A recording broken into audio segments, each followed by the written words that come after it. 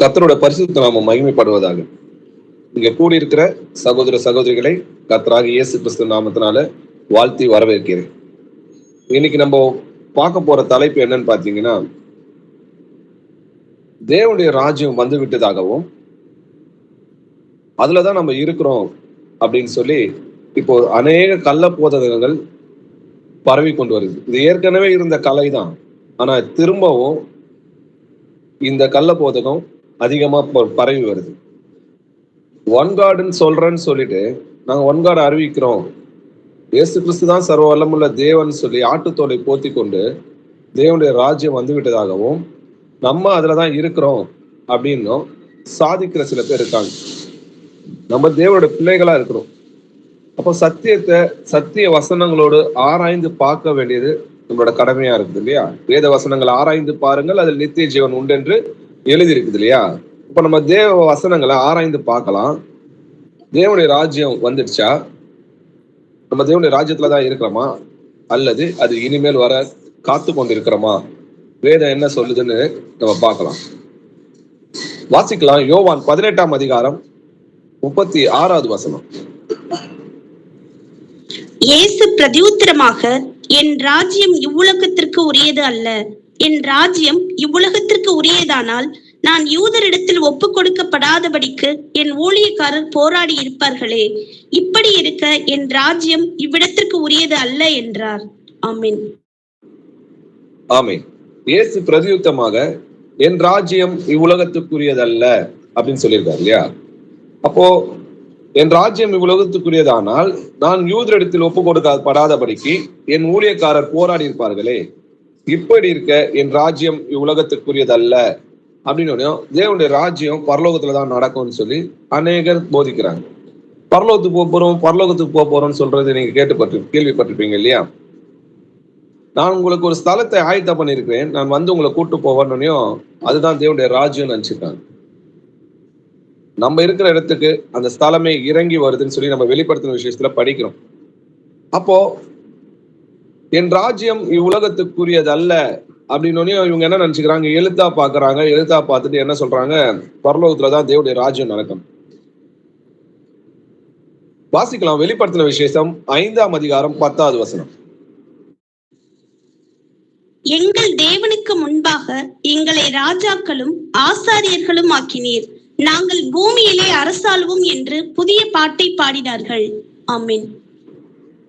ஆமென். எங்கள் தேவனுக்கு முன்பாக எங்களை ராஜாக்களும் ஆசாரியரும் ஆக்கினீர், நாங்கள் பூமியிலே அரசாளுவோம். அப்ப பூமியில தான் அரசாள போறோன்றது வேத வசனம் நமக்கு தெளிவா சொல்லுது. சாந்த குணமுள்ளவர்கள் பூமியை சுதந்திரித்துக் கொள்வார்கள். அப்போ என்னுடைய ராஜ்யம் இவ்வுலகத்துக்குரியது அல்லன்னு ஏன் ஏசப்பா சொன்னாரு அப்படின்ற வசனத்தை நம்ம ஆராய்ச்சி பார்க்கணும். புசிப்போம் குடிப்போம் சாவோன்னு இருக்கிறது தான் இந்த உலகம் இல்லையா? ஆனா தேவனுடைய ராஜ்யம் புசிப்பும் குடிப்பும் அல்ல, அது நீதியும் சமாதானமாம் சொல்லி எழுதியிருக்கு. வாசிக்கலாம். ரோமர் 14ஆம் அதிகாரம் 17வது வசனம். தேவனுடைய ராஜ்யம் புசிப்பும் குடிப்பும் அல்ல, அது நீதியும் சமாதானமும் பரிசுத்த ஆவியினால் உண்டாகும் சந்தோஷமுமா இருக்கிறது. ஆமென். ஆமென். அப்போ தேவனுடைய ராஜ்யம் புசிப்பும் குடிப்பும் அல்ல, அது நீதியும் சமாதானமும் பரிசுத்த ஆவியினால் உண்டாகும் சந்தோஷமா இருக்குது. அதனாலதான் என்னுடைய ராஜ்யம் இவ்வுலகத்துக்குரியது அல்லன்னு சொன்னார். ஆனா நம்ம பூமியில தான் நம்ம அரசால போறோம் அப்படின்றத இந்த வசனம் மூலமா நம்ம தெரிஞ்சுக்கணும். இன்னும் நிறைய பேர் என்ன சொல்றாங்க? சபைதான் தேவனுடைய ராஜ்யம் என்றும், பரிசுத்த ஆவியானவராக இயேசு கிறிஸ்து வந்து விட்டார் என்றும், அவருடைய ராஜ்யத்துலதான் இருக்கிறோம் அப்படின்னு சொல்றாங்க இல்லையா? சபைனா தேவனுடைய ராஜ்யமா? சபைனா என்னன்னு சொல்லி வேதவசனம் நம்மளுக்கு அறிவுறுத்தது அப்படின்றத வாசிக்கலாம். சபைனா என்ன? சபைனா இயேசு கிறிஸ்துவோட சரீரம் சொல்லிதான் நம்மளுக்கு வேதவசனம் சொல்லுது. வாசிக்கலாம். எபேசியர் 1ஆம் அதிகாரம் 23வது வசனம். எல்லாவற்றையும் எல்லாவற்றாலும் நிரப்புகிறவருடைய நிறைவாகிய சரீரமான சபைக்கு அவரை எல்லாவற்றிற்கும் மேலான தலையாக தந்தருளினார். ஆமென். ஆமென். அப்போ சரீரமான சபைக்குன்னு சொல்லி எழுதிருக்கு. இயேசு கிறிஸ்துவோட சரீரமாகிய சபைன்னு சொல்லி எழுதிருக்கு இல்லையா? நம்ம தான் அவயங்களா இருக்கிறோம், அதுல கிறிஸ்து தலையா இருக்கிறாருன்றதை நம்ம புரிஞ்சுக்கணும். வாசிக்கலாம். கொலேசியர் 1ஆம் அதிகாரம் 18வது வசனம். அவரே சபையாகிய சரீரத்துக்கு தலையானவர். எல்லாவற்றிலும் முதல்வராய் இருக்கும்படி அவரே ஆதியும் மரித்தோரிலிருந்து எழுந்த முதற்பேருமானவர். ஆமென். ஆமென். அவரே சபையாகிய சரீரத்துக்கு தலையானவர்னு சொல்லி எழுதியிருக்கு. அப்போ சபைனா இயேசு கிறிஸ்துவோட சரீரம் தான் சொல்லி எழுதியிருக்க தவிர சபை தேவனுடைய ராஜ்யம்னு சொல்லி எழுதல. சரி,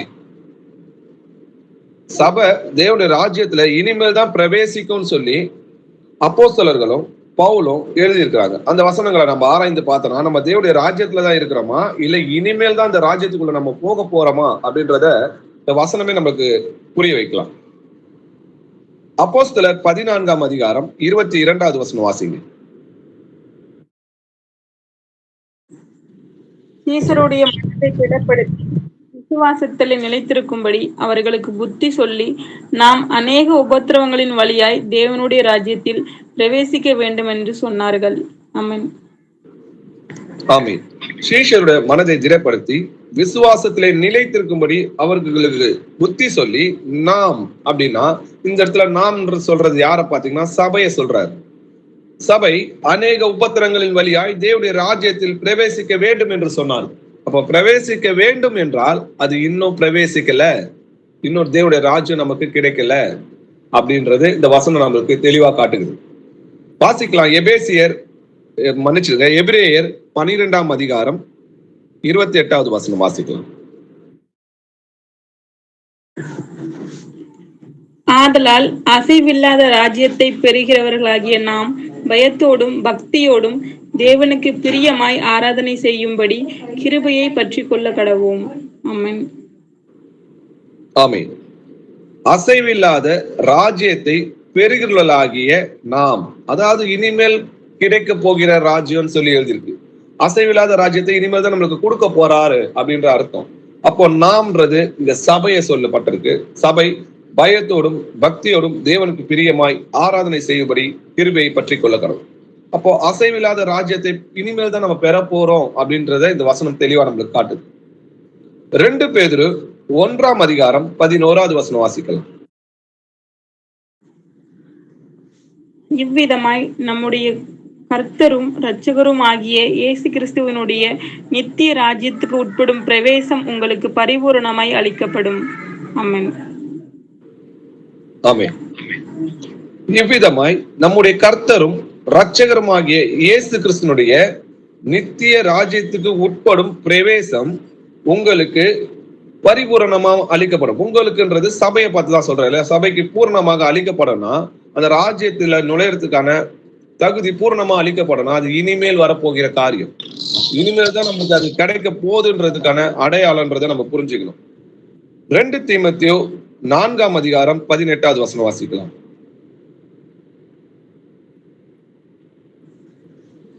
கர்த்தர் எல்லா தீமையினின்றும் என்னை ரட்சித்து நம்முடைய பரம ராஜ்யத்தை அடையும்படி காப்பாற்றுவார். அவருக்கு சதா காலங்களிலும் மகிமை உண்டாவதாக. ஆமென். ஆமென். கர்த்தர் எல்லா தீமையிலின்றும் என்னை ரட்சித்து தம்முடைய பரம ராஜ்யத்தை அடையும்படி காப்பாற்றுவார். அடையும்படினா நான் இன்னும் அடையலன்னு அர்த்தம். அப்போ இனி வரப்போகிற பரம ராஜ்யத்தை அடையும்படி காப்பாற்றுவார்னு சொல்லி எழுது. அப்போ அது இனிமேல் கிடைக்க போகுது அப்படின்றதுக்கான வசனங்களை நம்ம பார்த்தோம். ஆனா சில பேர் எல்லா வசனங்களையும் புரட்டுகிறது போல சில வேத வசனங்களை மேற்கோள் காட்டி தேவனுடைய ராஜ்யம் வந்துச்சுன்னு சொல்லி விசுவாசத்துக்கு உறுதி இல்லாத சில சகோதர சகோதரிகளை புரட்டுகிறதை நம்ம பார்க்கிறோம். இன்னைக்கு அவங்க எந்த வசனங்களை மேற்கோள் காட்டுறாங்களோ அந்த வசனங்களை எடுத்து அதுக்கான உண்மையான சத்தியம் என்னன்றதுக்கான பதிலையும் நம்ம ஆராய்ந்து பார்க்கலாம். அவங்க என்ன சொல்றாங்க பாத்தீங்கன்னா, தேவனுடைய ராஜ்யம் உங்களிடத்தில் வந்து இருக்கிறதே அப்படின்னு சொல்லி எழுதி இருக்குதே. வாசிக்கலாம். மத்தேயு 12ஆம் அதிகாரம் 28வது வசனம் வாசிக்கலாம்.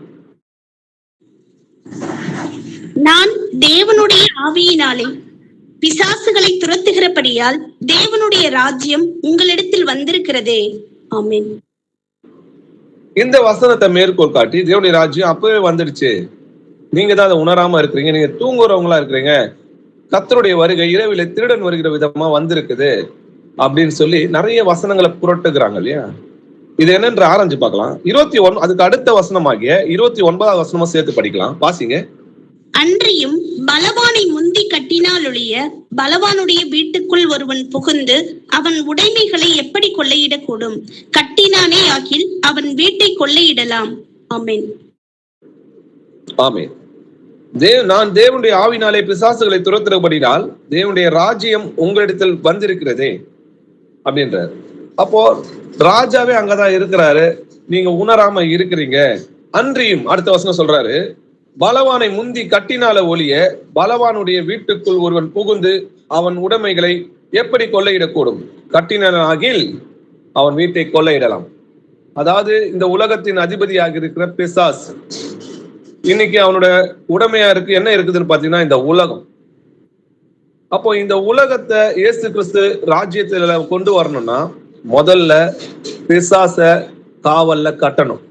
அவனை கட்டினால் ஒழிய முந்தி பலவானை கட்டினால ஒழிய பலவானுடைய வீட்டுக்குள் ஒருவன் புகுந்து அவன் உடைமைகளை எப்படி கொள்ளையிடக்கூடும்? கட்டினாகில் அவன் வீட்டை கொள்ளையிடலாம். அப்போ முதல்ல பிசாச கட்டணும்னு சொல்லி ஆண்டவர் சொல்றாரு. அதுக்கப்புறம் தான் அவரோட ராஜ்யம் வரும். அதே தான் வெளிப்படுத்தின விசேஷத்திலும் எழுதியிருக்கு. வாசிக்கலாம். வெளிப்படுத்தின விசேஷம் 20ஆம் அதிகாரம் 1-2 வசனங்கள் வரைக்கும் வாசிக்கலாம்.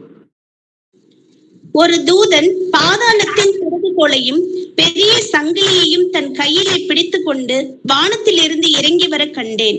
பிசாஸ் என்றும் சாத்தான் என்றும் சொல்லப்பட்ட பழைய பாம்பாகிய வலு சர்ப்பத்தை அவன் பிடித்து அதை 1000 வருஷமளவும் கட்டி வைத்து அந்த 1000 வருஷம் நிறைவேறும் வரைக்கும் அது ஜனங்களை மோசம் போக்காதபடிக்கு அதை பாதாளத்திலே தள்ளி அடைத்து அதன் மேல் முத்திரை போட்டான். அதற்கு பின்பு அது கொஞ்சம் காலம் விடுதலையாக வேண்டும். ஆமென். ஆமென். ஒரு தூதன் பாதாளத்தின் திறவுகோலையும் பெரிய சங்கிலியையும் தன் கையிலே பிடித்துக் கொண்டு வானத்திலிருந்து இறங்கி வர கண்டேன். பிசாஸ் என்றும் சாத்தான் என்றும் சொல்லப்பட்ட பழைய பாம்பாகிய வலு சர்ப்பத்தை அவன் பிடித்து என்ன பண்றான் பாருங்க. அதை 1000 வருஷம் அளவும் கட்டி வைத்து அந்த 1000 வருஷம் நிறைவேறும் வரை, அந்த 1000 வருஷம்ன்றது என்னது? தேவனுடைய ராஜ்யம் இல்லையா? அந்த 1000 வருஷம் நிறைவேறும் வரைக்கும் அது ஜனங்களை மோசம் போக்காதபடிக்கு அதை பாதாளத்தில் கட்டி அடைத்து அதன் மேல் முத்திரை போட்டான். அப்போ இதுல இருந்து நம்மளுக்கு தெளிவா என்ன வசனம் சொல்லுதுன்னு பாத்தீங்கன்னா, பிசாச கட்டின பிறகுதான் தேவனுடைய ராஜ்யம் வருகிறது அப்படின்றத நம்ம புரிஞ்சுக்கணும். அவங்க அதுக்கு அடுத்த வசனங்கள் எல்லாம் படிக்காம அந்த வசனத்தை அர்த்தம் என்னன்னு புரிஞ்சுக்க மாட்டாங்க. அவங்க எப்படி படிக்கிறாங்கன்னு பாத்தீங்கன்னா, உங்கள் தலைமையில் ஒன்றும் விழாது அப்படின்னு வச்சுங்களேன். உடனே இவங்க என்ன போதிக்கிறாங்கன்னா, நீங்க உங்க தலையில இருக்கிற ஒரு முடியும் விழாதுன்னு ஆண்டவர் சொல்லியிருக்காரு, நம்ம சொட்டையாக மாட்டோம் அப்படின்னு போதிச்சா எப்படி இருக்குமோ அந்த மாதிரி போதிக்கிறாங்க. உங்கள் தலைமயிரெல்லாம் என்ன பட்டிருக்குது அப்படின்னா இவங்க என்ன பண்றாங்க, நம்மளோட முடியெல்லாம் ஆண்டவர் எண்ணிருக்கிறாரு அப்படின்னு நினைக்கிறாங்க. அப்படி கிடையாது. உங்க தலைமயிரெல்லாம் என்ன பட்டிருக்குன்னா நீங்கள் வேண்டிக் கொள்றதுக்கு முன்னமே உங்களுக்கு என்ன தேவைன்றதை அவர் அறிந்திருக்கிறார்னு அர்த்தம். உங்க தலைமயிரில் ஒன்றும் விழாதுன்னா உங்களுக்கு எதுவுமே ஆகாது, நான் உங்களோட இருப்பேன். வெறும் சரீரத்தை மாத்திரம் கொல்லவல்லவருக்கு நீங்க பயப்படாதீங்க, ஆத்மாவையும் சரீரத்திலே கொல்லவருக்கு நீங்க பயப்படுங்க, நான் உங்களை கைவிட மாட்டேன்னு சொல்லியாரு. இப்படி ஆவிக்குரியதோட பார்க்காம எழுத்தா பார்த்து என்ன பண்றாங்க, அவங்க கொல்லும்னு சொல்லி எழுதியிருக்கு, எழுத்து கொல்லும். இப்படிதான் அவங்க வசனங்களை படிக்கிறாங்க இல்லையா? சரி, இன்னும் வேற வசனங்களை பார்க்கலாம். இவங்க எந்தெந்த வசனங்கள்லாம் புரட்டுகிறாங்க பாருங்க. மனுஷகுமாரன் தம்முடைய ராஜ்யத்தில் வருவதை காணும் முன் மரணத்தை ருசிப்பதில்லைன்னு சொல்லி எழுதியிருக்கு. அந்த வசனத்தை அவங்க மேற்கோள் காட்டி தேவனுடைய ராஜ்யம் வந்துட்டதாகவும் பிரசங்கிக்கிறாங்க இல்லையா? சரி, அந்த வசனங்களை நம்ம ஆராய்ந்து பார்க்கலாம். மத்தேயு 16ஆம் அதிகாரம் 28வது வசனம் வாசிக்கலாம். இங்கே மனுஷகுமாரன் தம்முடைய ராஜ்யத்தில் வருவதை காணும் முன் மரணத்தை ருசி பார்ப்பதில்லை என்று மெய்யாகவே உங்களுக்கு சொல்லுகிறேன் என்றார். ஆமென். ஆமென். இங்கே நிற்கிறவர்களில் சிலர் மனுஷகுமாரன் தம்முடைய ராஜ்யத்தில் வருவதை காணும் முன் மரணத்தை ருசிப்பதில்லை என்று மெய்யாகவே உங்களுக்கு சொல்லுகிறேன்னு சொல்லி எழுதியிருக்கிற இந்த வசனத்தை பார்த்துட்டு இன்னைக்கு எல்லா அப்போஸ்தலர்களும் இறந்துட்டாங்களே, அப்போ அவங்க மரணத்தை ருசி பார்க்கறதுக்கு முன்னாடியே, அவங்க மறிக்கிறதுக்கு முன்னாடியே தேவனுடைய ராஜ்யம் வந்துச்சு. அப்போஸ்தலர் 2ஆம் அதிகாரத்துல பெந்தகோஸ்தே நாள்ல பரிசுத்த ஆவியானவரா அவர் இறங்கி வந்துட்டாரு, ராஜ்யம் வந்துச்சு, அப்பதான் சபை ஏற்படுத்தப்பட்டதுன்னு சொல்லி கள்ள உபதேசம் போதிக்கிறாங்க இல்லையா? இந்த வசனங்களை நம்ம ஆராய்ந்து பார்க்கலாம். இதுக்கு முன்னாடி வசனத்தையும் நம்ம படிக்கணும் இல்லையா? வாசிக்கலாம். மத்தேயு 16ஆம் அதிகாரம் 27வது வசனமும் வாசிக்கலாம். மனுஷகுமாரன் தம்முடைய பிதாவின் மகிமை பொருந்தினவராய் தம்முடைய தூதரோடும் கூட வருவார். அப்பொழுது அவன் கிரியைக்கு தக்கதாக அவனுக்கு பலன் அளிப்பார். ஆமென். நல்லா பாருங்க, மனுஷகுமாரன் தம்முடைய பிதாவின் மகிமை பொருந்தினவராய் தம்முடைய தூதர்களோடு கூட வருவார். எப்போ வருவாராம்? தூதர்களோட கூட வருவார். அப்பொழுது அவன் கிரியைக்கு தக்கதாக அவனுக்கு பதில் அளிப்பார். ஒரு நியாய தீர்ப்பு இருக்குது. அந்த நியாய தீர்ப்புக்காக தான் அவர் வரார். அவர் வருகையில ஒரு நியாய தீர்ப்பு இருக்குதுன்றதை புரிஞ்சுக்கணும். அவர் கூட தூதர்கள் கூட தான் வராருன்றதை புரிஞ்சுக்கணும். அப்பதான் அடுத்த வசனம் சொல்றாரு, இங்கே நிற்கவர்களில் சிலர் மனுஷகுமாரன் தம்முடைய ராஜ்யத்தில் வருவதை காணும் முன் மரணத்தை ருசி பார்ப்பது இல்லை என்று மெய்யாகவே சொல்லுகிறேன். சரி, இதோட இந்த வசனத்துக்கான அர்த்தம் என்ன? நான் வர காட்டி நீங்க மறிக்க மாட்டீங்கன்னு அப்படி எழுத்தா பாக்குறாங்க இல்லையா? வாசிக்கலாம். யோவான் 8ஆம் அதிகாரம் 51 52 வசனங்கள் வரைக்கும் வாசிக்கலாம். ஒருவன் என் வார்த்தையை கைக்கொண்டால் அவன் என்றென்றைக்கும் மரணத்தை காண்பதில்லை என்று மெய்யாகவே மெய்யாகவே உங்களுக்கு சொல்லுகிறேன் என்றார். அப்பொழுது யூதர்கள் அவரை நோக்கி, நீ பிசாசு பிடித்தவன் என்று இப்பொழுது அறிந்திருக்கிறோம். ஆபிரகாமும் தீர்க்கதரிசிகளும் மரித்தார்கள். நீயோ ஒருவன் என் வார்த்தையை கை கொண்டால் என்றென்றைக்கும் மரணத்தை ருசி பார்ப்பதில்லை என்கிறாய். ஆமென். ஆமென். பைபிளுக்கு டிக்ஷனரி பைபிள் தான் இல்லையா? அப்போ பைபிளை தான் நம்ம ஆராய்ந்து பார்க்கணும். இந்த வசனம் இருக்குன்னா ஜோடி வசனம் எங்க இருக்கு தேடி வாசிச்சு பார்க்கணும். என்னுடைய ஆண்டவர் சொல்றாரு, என்னுடைய வசனங்கள் ஜோடி இல்லாம இருக்காது, அதை தேடி வாசிக்க சொல்றாரு இல்லையா? ஒருவன் என் வார்த்தையை கை கொண்டால் அவன் என்றென்றைக்கும் மரணத்தை காண்பதில்லை என்று மெய்யாகவே மெய்யாகவே உங்களுக்கு சொல்றேன். அப்ப ஆண்டோடைய கட்டளைகளை கை கொள்றவனுக்கு மரணமே கிடையாது, அவனுக்கு நித்திய ஜீவன் உண்டு அப்படின்றத அங்க சொல்றாரு. வாசிக்கலாம். அப்ப 52வது வசனத்துல பாத்தீங்கன்னா, அப்போது யூதர்கள் அவரை நோக்கி, நீ பிசாசு பிடித்தவன் என்று இப்பொழுது அறிந்திருக்கிறோம். அபிரகாமும் மரித்தான், தீர்க்கதரிசியும் மரித்தான், நீயோ ஒருவன் என் வார்த்தையை கை கொண்டால் என்றென்றைக்கு மரணத்தை ருசி பார்ப்பதில்லை என்கிறாயே அப்படின்றாங்க இல்லையா? அப்போ ஆண்டோடைய வசனத்தை கேட்டு அதன்படி நடக்கிறவங்களுக்கு நித்திய ஜீவன் உண்டு என்று வசனம் நமக்கு எழுதியிருக்கு. வாசிக்கலாம். யோவான் 5ஆம் அதிகாரம் 24வது வசனம். என் வசனத்தை கேட்டு என்னை அனுப்பினவரை விசுவாசிக்கிறவனுக்கு நித்திய ஜீவன் உண்டு. அவன் ஆக்கினை தீர்ப்புக்கு உட்படாமல் மரணத்தை விட்டு நீங்கி ஜீவனுக்கு உட்பட்டிருக்கிறான் என்று மெய்யாகவே மெய்யாகவே உங்களுக்கு சொல்லுகிறேன். ஆமென். ஆமென். என் வசனத்தை கேட்டு என்னை அனுப்பினவரை விசுவாசிக்கிறவனுக்கு நித்திய ஜீவன் உண்டு. இததான் அங்க சொல்றாரு. அவன் ஆக்கினைக்கு தீர்ப்புக்கு உட்படாமல் மரணத்தை விட்டு நீங்கி ஜீவனுக்கு உட்பட்டு இருப்பான். அப்போ இங்க நிற்கிறவங்க சிலர்னா அவங்க சில பேர் என்ன பண்றாங்க, ஆண்டவருடைய வசனத்தை விசுவாசிக்கிறாங்க. அதனால விசுவாசிக்கிற உங்களுக்கு மரணம் கிடையாதுன்னு சொல்றாரு. வாசிக்கலாம். 1 யோவான் 3ஆம் அதிகாரம் 14வது வசனம். நாம் சகோதரரிடத்தில் அன்பு கூறுகிறபடியால் மரணத்தை விட்டு நீங்க ஜீவனுக்கு உட்பட்டிருக்கிறோம் என்று அறிந்திருக்கிறோம். சகோதரனிடத்தில் அன்பு கூறாதவன் மரணத்திலே நிலை கொண்டிருக்கிறான். ஆமென். ஆமென். நாம் சகோதரரிடத்தில் அன்பு கூறுகிறபடியால் மரணத்தை விட்டு நீங்கி ஜீவனுக்கு உட்பட்டிருக்கிறோம் என்று அறிந்திருக்கிறோம். அப்போ சகோதரனிடத்தில் அன்பு கூறுகிறவன் மரணத்திலே நிலை கொண்டிருக்கிறான். அப்போ ஆண்டவருடைய கட்டளைகளை கை கொண்டிருக்கிறவனுக்கு என்றென்றைக்கும் நித்திய ஜீவன் உண்டு, அவன் மரணத்தை காண்பதில்லைன்னு சொல்றாங்க இல்லையா? அப்போ மத்தேயு 22ஆம் அதிகாரம் 31 32 வசனங்கள் வாசிக்கலாம். மேலும் மரித்தோர் உயிர்த்தெழுதலை பற்றி நான் ஆபிரகாமின் தேவனும் ஈசாக்கின் தேவனும் யாக்கோபின் தேவனுமாய் இருக்கிறேன் என்று தேவனால் உங்களுக்கு உரைக்கப்பட்டிருக்கிறதை நீங்கள் வாசிக்கவில்லையா? தேவன் மரித்தோருக்கு தேவனாய் இராமல் ஜீவன் உள்ளோருக்கு தேவனாய் இருக்கிறார் என்றார். ஆமென். ஆமென். மரித்தோர் உயிர்த்தெழுதலை பற்றி சிஸ்டர் கொஞ்சம் யாராவது மியூட்ல வைங்க. சிஸ்டர் செபஸ்டின் பிரதர் கொஞ்சம் மியூட்ல வைங்க பிரதர். மரித்தோர் உயிர்த்தெழுதலை பற்றி நான் ஆபிரகாமின் தேவனும் ஈசாக்கின் தேவனும் யாக்கோபின் தேவனுமாய் இருக்கிறேன் என்று தேவனால் உங்களுக்கு உரைக்கப்பட்டு இருக்கிறதை நீங்கள் வாசிக்கவில்லையா? தேவன் மரித்தோருக்கு தேவனாயிராமல் ஜீவன் உள்ளவருக்கு தேவனா இருக்கிறாங்க. அவங்க மரித்தாலும் கிறிஸ்துக்குள் பிழைத்திருக்கிறாங்க.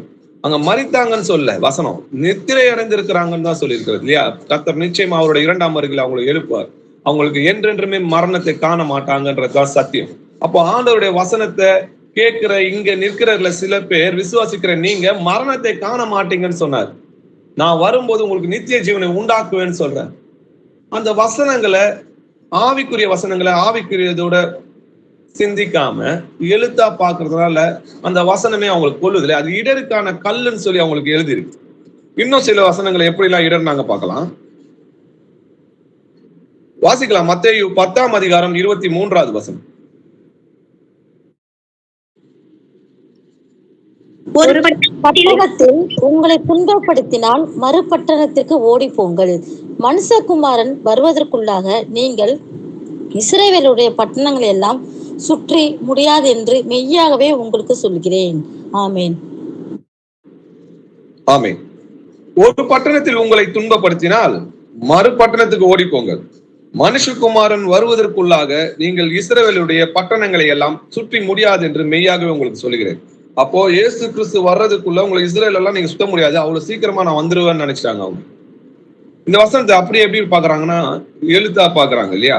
அப்போ மனுஷகுமாரன் வருவதற்குள்ளாகனா கர்த்தர் இயேசுவின் 2ஆம் வருகைக்குள்ளாக அப்படின்றத நம்ம புரிஞ்சுக்கிறோம். ஏன்னா நம்ம ஏற்கனவே வாசிச்சோம், மனுஷகுமாரன் தம்முடைய பிதாவின் மகிமை பொருந்தவராய் தம்முடைய தூதர்களோடு வருவார். பரிசுத்த ஆவியாக வருகிறத பத்தி இங்க சொல்லல, அவருடைய 2ஆம் வருகையை பத்தி சொல்லுது அப்படின்றத நம்ம புரிஞ்சுக்கணும். அப்போ ஒரு பட்டணத்தில் உங்களை துன்பப்படுத்தினால் மறுபட்டணத்துக்கு ஓடி போங்கள் அப்படின்னு ஏன் சொன்னார்னு பாத்தீங்கன்னா, கர்த்தர் இயேசு அப்போஸ்தலரோட இருக்கையில் அவர்களுக்கு ஓடி போகிற நிலைமை வரல இல்லையா? அவர் பரலோகத்துக்கு எடுத்துக்கொள்ளப்பட்ட பிறகுதான் அப்போஸ்தலர்களுக்கு துன்பம் தொடங்குது. ஆகவே இது கர்த்தர் இயேசுவின் உயிர்ப்புக்கு பின்பு, உயிர்த்தெழுதலுக்கு பின்பு நடக்கிற நிகழ்வுன்றதை முதல்ல புரிஞ்சுக்கணும். நீங்கள் இஸ்ரவேலுடைய பட்டணங்களை எல்லாம் சுற்ற முடியாது என்று சொல்றாரு. ஏன் அவர் அப்படி சொன்னார்னு பாத்தீங்கன்னா, அப்போஸ்தலர்களுக்கு ஏற்படும் உபத்திரவ நிமித்தம். வாசிக்கலாம், அப்போஸ்தலர் 8ஆம் அதிகாரம் 1வது வசனம். சவுலும் சம்மதித்திருந்தான். அக்காலத்திலே எருசலேமில் உள்ள சபைக்கு மிகுந்த துன்பம் உண்டாயிற்று. அப்போஸ்தலர் தவிர மற்ற யாவரும் யூதேயா சமாரியா தேசங்களில் சிதறப்பட்டு போனார்கள். ஆமென். ஆமென். சேவானை கொலை செய்வதற்கு சவுலும் சம்மதித்திருந்தான். அக்காலத்திலே ஜெருசலேமில் சபைகளுக்கு மிகுந்த துன்பம் உண்டாயிற்று. அப்போஸ்தலர் தவிர மற்ற யாவரும் யூதேயா சமரியா தேசங்களில் சிதறப்பட்டு போனாங்கன்றத பார்க்கணும். அதுல நீங்க 3-4 வசனங்களை படிச்சீங்கன்னா, சவுல் வீடுதோறும் நுழைந்து புருஷரையும் ஸ்திரீகளையும் இழுத்து கொண்டு போய் காவலில் போடுவித்து சபையை பாழாக்கி கொண்டிருந்தான். அப்போ சிதறி போனவர்கள் எங்கும் திரிந்து சுவிசேஷ வசனத்தை பிரசங்கித்தாங்கன்னு பாக்குறோம். ஸ்தேவான் மரித்த பிறகு சுவிசேஷம் புறஜாதிகளுக்கு பிரசங்கிக்கப்படுகிறதுன்னு தெரியுது. அது மட்டும் கிடையாது. அப்போஸ்தலர் 12ஆம் அதிகாரம் 1லிருந்து 3 வசனங்கள் வாசிக்கலாம். அக்காலத்திலே ராஜா சபையிலே சிலரை துன்பப்படுத்த தொடங்கி யோவானுடைய சகோதரனாகிய யாக்கோபை பட்டயத்தினாலே கொலை செய்தான். அது யூதருக்கு பிரியமாய் இருக்கிறதென்று அவன் கண்டு பேதுருவையும் பிடிக்க தொடர்ந்தான். அப்பொழுது புளிப்பில்லாத அப்ப பண்டிகை நாட்களாய் இருந்தது.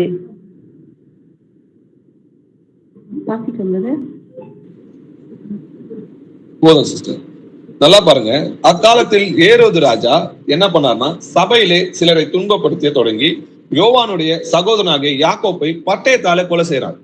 அது கொலை செய்து இஸ்ரவேல் ஜனங்கள் யூதர்களுக்கு பிரியமா இருக்குதுன்னு சொல்லி அவர் என்ன பண்ணா, பேதுருவை பிடிக்க பாக்குறாரு, பேதுருவை கொலை செய்யறதுக்கு பாக்குறாருன்றத நம்ம பார்த்தோம். அப்போ சபை என்ன பண்றது, மிகுந்த உபத்திரத்துல போகுது. அது மட்டும் கிடையாது, கிபி 70ல ஜெருசலேம் சேனைகளால் சூழப்பட்டு தீக்கிரையாகப்பட்டு 10 லட்சம் யூதர்கள் கொன்று குவிக்கிறாங்க இல்லையா? இது முன்னதாகவே ஏசப்பா என்ன சொல்றாரு, அவங்களுக்கு சொல்றாரு இந்த மாதிரிலாம் நடக்கும், நீங்க ஜெருசலேம் விட்டு ஓடி போங்கன்னு அவங்களுக்கு ஏற்கனவே அறிவிக்கப்பட்டிருந்ததுனால அவங்க முன்னதாகவே அதுக்கு ஆயத்தமா இருந்தாங்க. வாசிக்கலாம், லூக்கா 21ஆம் அதிகாரம் 21வது வசனம்.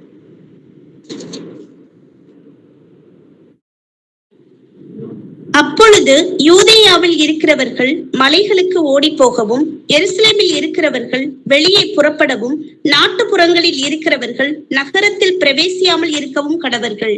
ஆமென். ஆமென். அப்போது யூதேயாவில் இருக்கிறவர்கள் மலைக்கு ஓடி போகவும், ஜெருசலேமில் இருக்கிறவர்கள் வெளியே புறப்படவும், நாட்டுப்புறங்களில் இருக்கிறவர்கள் நகரத்தில் பிரவேசிக்காமலும் இருக்கவும் கடவுள். ஏன்னா அந்த நாட்கள் மிகுந்த உபத்திரம் இருக்கு. அவங்க ஆண்டவர் முன்னதாகவே அவங்களுக்கு அறிவித்திருக்கிறார் இல்லையா? அதனாலதான் காணியாட்சி நிலங்கள் எல்லாம் வித்துட்டு என்ன பண்ணாங்க, அவங்க ஆயத்தமா இருந்தாங்கன்றத பாக்குறோம். தோமா பாத்தீங்கன்னா இந்தியாவுக்கு வருது நம்ம பாக்குறோம் இல்லையா? அதே பாத்தீங்கன்னா யோவான் பாத்தீங்கன்னா பத்மதீவுக்கு ஓடி போறத பாக்குறோம். பேதுரு பாத்தீங்கன்னா பாபிலோனுக்கு ஓடி போறாரு இல்லையா? வாசிக்கலாம் 1 பேதுரு 5ஆம் அதிகாரம் 13வது வசனம். உங்களுடனே கூட தெரிந்து கொள்ளப்பட்டிருக்கிற பாபிலோனில் உள்ள சபையும் என் குமாரனாகிய மார்க்கும் உங்களுக்கு வாழ்த்துதல் சொல்லுகிறார்கள். ஆமென். ஆமென். இந்த வசனம் நமக்கு தெளிவா சொல்லுது இல்லையா? பேதுரு பாபிலோனுக்கு போனார் என்றும், வெளிப்படுத்தின விஷயத்துல பாத்தீங்கன்னா யோவான் பத்மதீவுல இருக்கிறதையும், தோமா இந்தியாவுக்கு வந்ததையும் நம்ம பார்க்கணும். அப்போ இந்த உபத்திரங்களால அப்போஸ்தலர்கள் இஸ்ரவேல் பட்டணங்கள் எல்லாம் அவங்களை சுற்றி முடியல.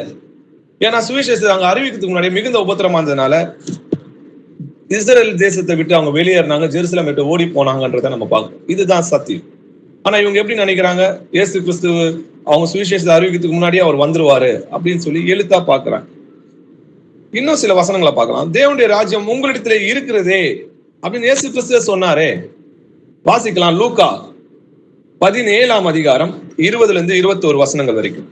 தேவனுடைய ராஜ்யம் எப்பொழுது வரும் என்று பரிசேயர் அவரிடத்தில் கேட்டபொழுது அவர்களுக்கு அவர் பிரதியுத்தரமாக, தேவனுடைய ராஜ்யம் பிரதியட்சமாய் வராது, இதோ இங்கே என்றும் அதோ அங்கே என்றும் சொல்லப்படுகிறதற்கும் ஏது விராது, இதோ தேவனுடைய ராஜ்யம் உங்களுக்குள் இருக்கிறதே என்றார். ஆமென். ஆமென். தேவனுடைய ராஜ்யம் உங்களுக்குள்ளே இருக்குதே அப்படின்னு அவர் ஆண்டவர் சொன்னதுனால பரிசுத்த ஆவியானவர் உங்களுக்குள்ள இருக்கிறார் இல்லையா? அதுதான் தேவனுடைய ராஜ்யம் அப்படின்னு சொல்லி இவங்க சாதிக்கிறாங்க. இந்த வசனத்தை நம்ம ஆராய்ந்து பார்க்கலாம். தேவனுடைய ராஜ்யம் எப்போது வரும் என்று யார் கேட்கிறாங்கன்னு பாத்தீங்கன்னா பரிசேயர் அவரிடத்தில் கேட்டபோது, பரிசேயர் தான் அவங்க கிட்ட கேட்கிறாங்க. அவர்களுக்கு அவர் பிரதியுத்தமாக தேவனுடைய ராஜ்யம் பிரதிச்சமாய் வராது, இதோ அங்கே என்றும் இதோ இங்கே என்றும் சொல்லப்படுவதற்கும் ஏதுவா இராது, இதோ தேவனுடைய ராஜ்யம் உங்களுக்குள்ளே இருக்குதுன்னா நான் வந்திருக்கிறேனே அப்படின்னு அர்த்தம். இயேசு கிறிஸ்து தான் ராஜா இருக்கிறது தான் ராஜ்யம் இல்லையா? அப்போ உங்களுக்குள்ளே இருக்குதுன்னா பரிசுத்த ஆவியா பரிசேயர்கிட்டயும் சரிசேயர்கிட்டயும் பரிசுத்த ஆவியானவரா இருந்தாரு. பரிசுத்த ஆவியானவரே அப்போஸ்தலர் 2ஆம் அதிகாரத்துலதான் வராரு. அவர் மரித்து உயிரோட எழுந்த பிறகு பெந்தகோஸ்தே பண்டிகையானது தான் இயேசு கிறிஸ்து தான் மாம்சத்தில் கொலை உண்டு ஆவியில் உயிர்ப்பிக்கப்பட்டு இன்னைக்கு பரிசுத்த ஆவியானவரை நமக்குள்ள இருக்கிறார். அப்போ அதுக்கு முன்னாடியே உங்களுக்குள்ளே இருக்கிறதேன்னு சொன்னது அது பரிசுத்த ஆவியை சொல்லல. நான் வந்திருக்கிறேன், ராஜாவா நான் வந்திருக்கிறேன், நீங்க அறியாது இருக்கிறீங்க அப்படின்னு சொல்றேன். லூக்கா 17ஆம் அதிகாரம் 23 - 24 வசனங்கள் வாசிக்கலாம். இதோ இங்கே என்றும் அதோ அங்கே என்றும் சிலர் உங்களிடத்தில் சொல்லுவார்கள், நீங்களோ போகாமலும் பின்தொடராமலும் இருங்கள். மின்னல் வானத்தில் ஒரு திசையில் தோன்றி மறு திசை வரைக்கும் பிரகாசிக்கிறது போல மனுஷகுமாரனும் தம்முடைய நாளிலே தோன்றுவார். ஆமென். ஆமென். 2ஆம் வருகையில தான் இயேசு கிறிஸ்துவோட ராஜ்யம் வருதுன்றதை நம்ம புரிஞ்சுக்கணும். அதனாலதான் இதோ இங்கே என்றும் அதோ அங்கே என்றும் சிலர் உங்களிடத்தில் சொல்லுவார்கள். இன்னைக்கு அப்படிதான் சொல்லிட்டு வராங்க இல்லையா? தேவனுடைய ராஜ்யம் வந்துருச்சுன்னு சொல்லி. நீங்களும் போகாமலும் பின்தொடராமலும், யார இவர்களை பின்தொடராமலும் இருங்கள். மின்னல் வானத்தில் ஒரு திசையில் தோன்றி மறு திசை வரைக்கும் பிரகாசிக்கிறது போல மனுஷகுமாரம் தம்முடைய நாளில் தோன்றுவார். ராஜா வந்தாதான் ராஜ்யம் நடக்கும். அப்போஸ்தலர் 1ஆம் அதிகாரம் 6-7 வசனங்கள் வாசிக்கலாம். அப்பொழுது கூடி வந்திருந்தவர்கள் அவரை நோக்கி, ஆண்டவரே, இக்காலத்திலா ராஜ்யத்தை இஸ்ரவேலுக்கு திரும்ப கொடுப்பீர் என்று கேட்டார்கள். அதற்கு அவர், பிதாவானவர் தம்முடைய ஆதீனத்திலே வைத்திருக்கிற காலங்களையும் வேலைகளையும் அறிகிறது உங்களுக்கு அடுத்ததல்ல. ஆமென். ஆமென். அவர் மரித்து உயிரோடு எழுந்த போது 40 நாள் அளவும் அவங்களுக்கு தேவனுடைய ராஜ்யத்தை பத்தி பிரசங்கிச்சுட்டு வர்றார் இல்லையா? அப்போது கூடி இருந்தவங்க என்ன பண்றாங்க, அவரை நோக்கி, ஆண்டவரே, இக்காலத்திலா, இப்போதா நீங்க ராஜ்யத்தை இஸ்ரவேலுக்கு திரும்ப கொடுப்பீங்களா, இக்காலத்திலான்னு கேட்கிறாங்க. அதற்கு அவர் என்ன சொல்றாரு பாருங்க. அதற்கு அவர், பிதாவானவர் தம்முடைய ஆதீனங்களில் வைத்திருக்கிற காலங்களையும் வேலைகளையும் அறிகிறது உங்களுக்கு அடுத்தது கிடையாது. அதுக்கு வர நிறைய நேரமாகும், அது உங்களுக்கு தேவையில்லாத விஷயம் அப்படின்னு சொல்றாரு. உங்களோட காலத்துல அது வரப்போறது கிடையாது அப்படின்னு அர்த்தம். அது இனிமேல் வரப்போகிற காலம்ன்றத தெளிவா இந்த வசனம் நம்மளுக்கு புரிய வைக்குது. தேவனுடைய ராஜ்யத்தை நம்ம புரிஞ்சுக்கணும்னா உவமைகள்ல அறிந்தோமானால், வாசிச்சோமானா தேவனுடைய ராஜ்யத்தை நம்ம வந்து கற்றுக்கொள்ளலாம். மார்க் 4ஆம் அதிகாரம் 11வது வசனம் வாசிக்கலாம். அதற்கு அவர், தேவனுடைய ராஜ்யத்தை அறியும்படி உங்களுக்கு அருளப்பட்டது, புறம்பே இருக்கிறவர்களுக்கோ இவைகள் எல்லாம் உவமைகளாக சொல்லப்படுகிறது. ஆமென். ஆமென். தேவனுடைய ராஜ்யத்தின் ரகசியத்தை அறியும்படி உங்களுக்கு அருளப்பட்டது இல்லையா? இன்னைக்கு நம்மளுக்கு ஆண்டவர் அந்த அனுகிரகத்தை கொடுத்திருக்கிறார். அதனாலதான் அநேக சகோதரர் மூலமா பேசுற சத்தியத்தை நம்ம தெரிஞ்சுக்கொள்வோம். புறமே இருக்கிறவர்களுக்கோ அவைகள் எல்லாம் உவமையாக சொல்லப்படுகிறதுன்னு பார்க்கணும். அப்போ இந்த உவமையை நம்ம ஆராய்ந்தோமானால் இந்த சத்தியத்தை நம்ம தெரிஞ்சு கொள்ளலாம். சரி, சில உவமைகளை ஆராய்ந்து பார்க்கலாம். லூக்கா 21ஆம் அதிகாரம் 29 31 வசனங்கள் வாசிக்கலாம். அன்றியும் அவர்களுக்கு ஒரு உவமையை சொன்னார். அத்தி மரத்தையும் மற்றெல்லா மரங்களையும் பாருங்கள். அவைகள் தளிர்க்கிறதை நீங்கள் காணும்போது வசந்த காலம் சமீபமாயிற்றென்று அறிகிறீர்கள். அப்படியே இவைகள் சம்பவிக்கிறதை நீங்கள் காணும்போது தேவனுடைய ராஜ்யம் சமீபமாயிற்றென்று அறியுங்கள். இவைகளெல்லாம் அன்றியும் அவர்களுக்கு ஒரு உவமையை சொன்னார். அத்தி மரத்தையும் மற்ற எல்லா மரங்களையும் பாருங்க, அவைகள் தளிர்க்கிறதை நீங்கள் காணும் போது வசந்த காலம் சமீபமாயிற்று என்று அறிந்து கொள்ளுங்க. அப்படி இவைகள் எல்லாம் சம்பவிக்கிறதை நீங்கள் காணும் போது தேவனுடைய ராஜ்யம் சமீபமாயிற்று என்று அறியுங்கள் சொல்லியது. இதே நீங்க மத்தேயு 24ஆம் அதிகாரம் வாசிக்கலாம். மத்தேயு 24ஆம் அதிகாரம் 32 33 வசனங்கள் வாசிக்கலாம். அத்தி மரத்தினால் சொல்லுங்கள், அதிலே இளங்கலை தோன்றி துளிர்விடும் போது வசந்த காலம் சமீபமாயிற்றென்று அறிவீர்கள். அப்படியே இவைகளை எல்லாம் நீங்கள் காணும் போது அவர் சமீபமாய் வாசல் அருகே வந்திருக்கிறார் என்று அறியுங்கள். ஆமென். நம்ம முதல்ல லூக்கால வசனத்தை படிக்கும் போது தேவனுடைய ராஜ்யம் சமீபமாயிற்று என்று அறியுங்கள் சொல்லியிருக்கு. அதே வசனத்தை இங்க பார்க்கும்போது அவர் சமீபமாய் வாசல் அருகே வந்திருக்கிறார். அப்போ அவர் வரும்போதுதான் ராஜ்யம் வருதுன்றத புரிஞ்சுக்கணும். முதல்ல அத்தி மரம் எப்ப துளிர் விட்டது அப்படின்ற அந்த கேள்வியை கேட்டு பார்க்கணும் இல்லையா? அத்தி மரம் எப்ப துளிர் விட்டதுன்னு பாத்தீங்கன்னா 1948 தான் அத்தி மரமாகிய இஸ்ரேல் தேசம் துளிர் விடுது. அத்தி மரம்னா இஸ்ரேல் தேசம்ன்றத புரிஞ்சுக்கணும். ஓசியா 9ஆம் அதிகாரம் 10வது வசனம் வாசிக்கலாம்.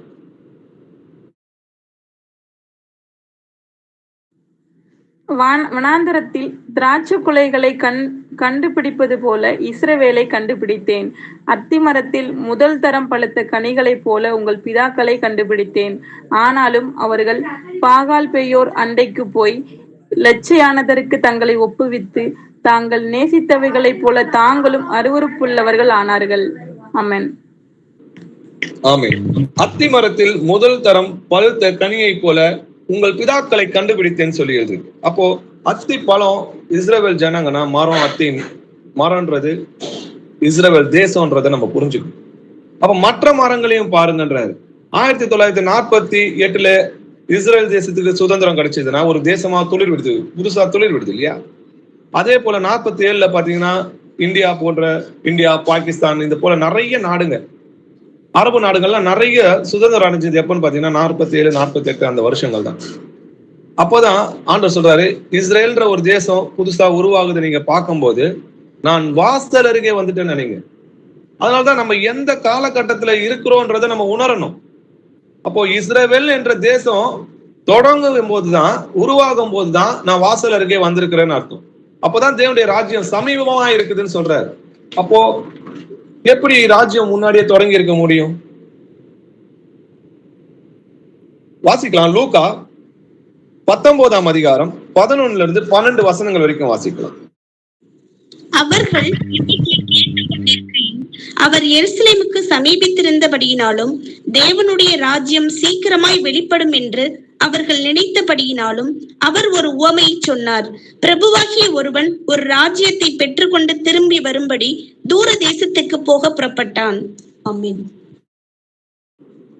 ஆமென். இந்த உவமையை ஆராய்ச்சி பார்க்கலாம். தேவனுடைய ராஜ்யம் சீக்கிரமாய் வெளிப்படும் என்று அவர்கள் நினைத்தபடியினாலும் அவர் ஒரு உவமையை அவர்கள் சொன்னார். தேவனுடைய ராஜ்யம் சீக்கிரமா வரும்னு நினைச்சதுனால அவங்களுக்கு ஒரு உவமையை சொல்றாரு. பிரபுவாகிய ஒருவன் ஒரு ராஜ்யத்தை பெற்றுக்கொண்டு திரும்ப வரும்படி தூரதேசத்துக்கு புறப்பட்டான். அந்த பிரபு யாருமே இல்லை, நம்முடைய கர்த்தராகிய இயேசு கிறிஸ்து. தூரதேசம்ன்றது பரலோக ராஜ்யம். இப்போ இயேசு கிறிஸ்து எங்க இருக்கிறான்னு பாத்தீங்கன்னா பரலோகத்தில் கர்த்தராய் இருக்கிற இயேசு கிறிஸ்துன்னு சொல்லி எழுதி. நீங்க பிலிப்பியர் 3ஆம் அதிகாரம் 20வது வசனம் வாசிக்கலாம்.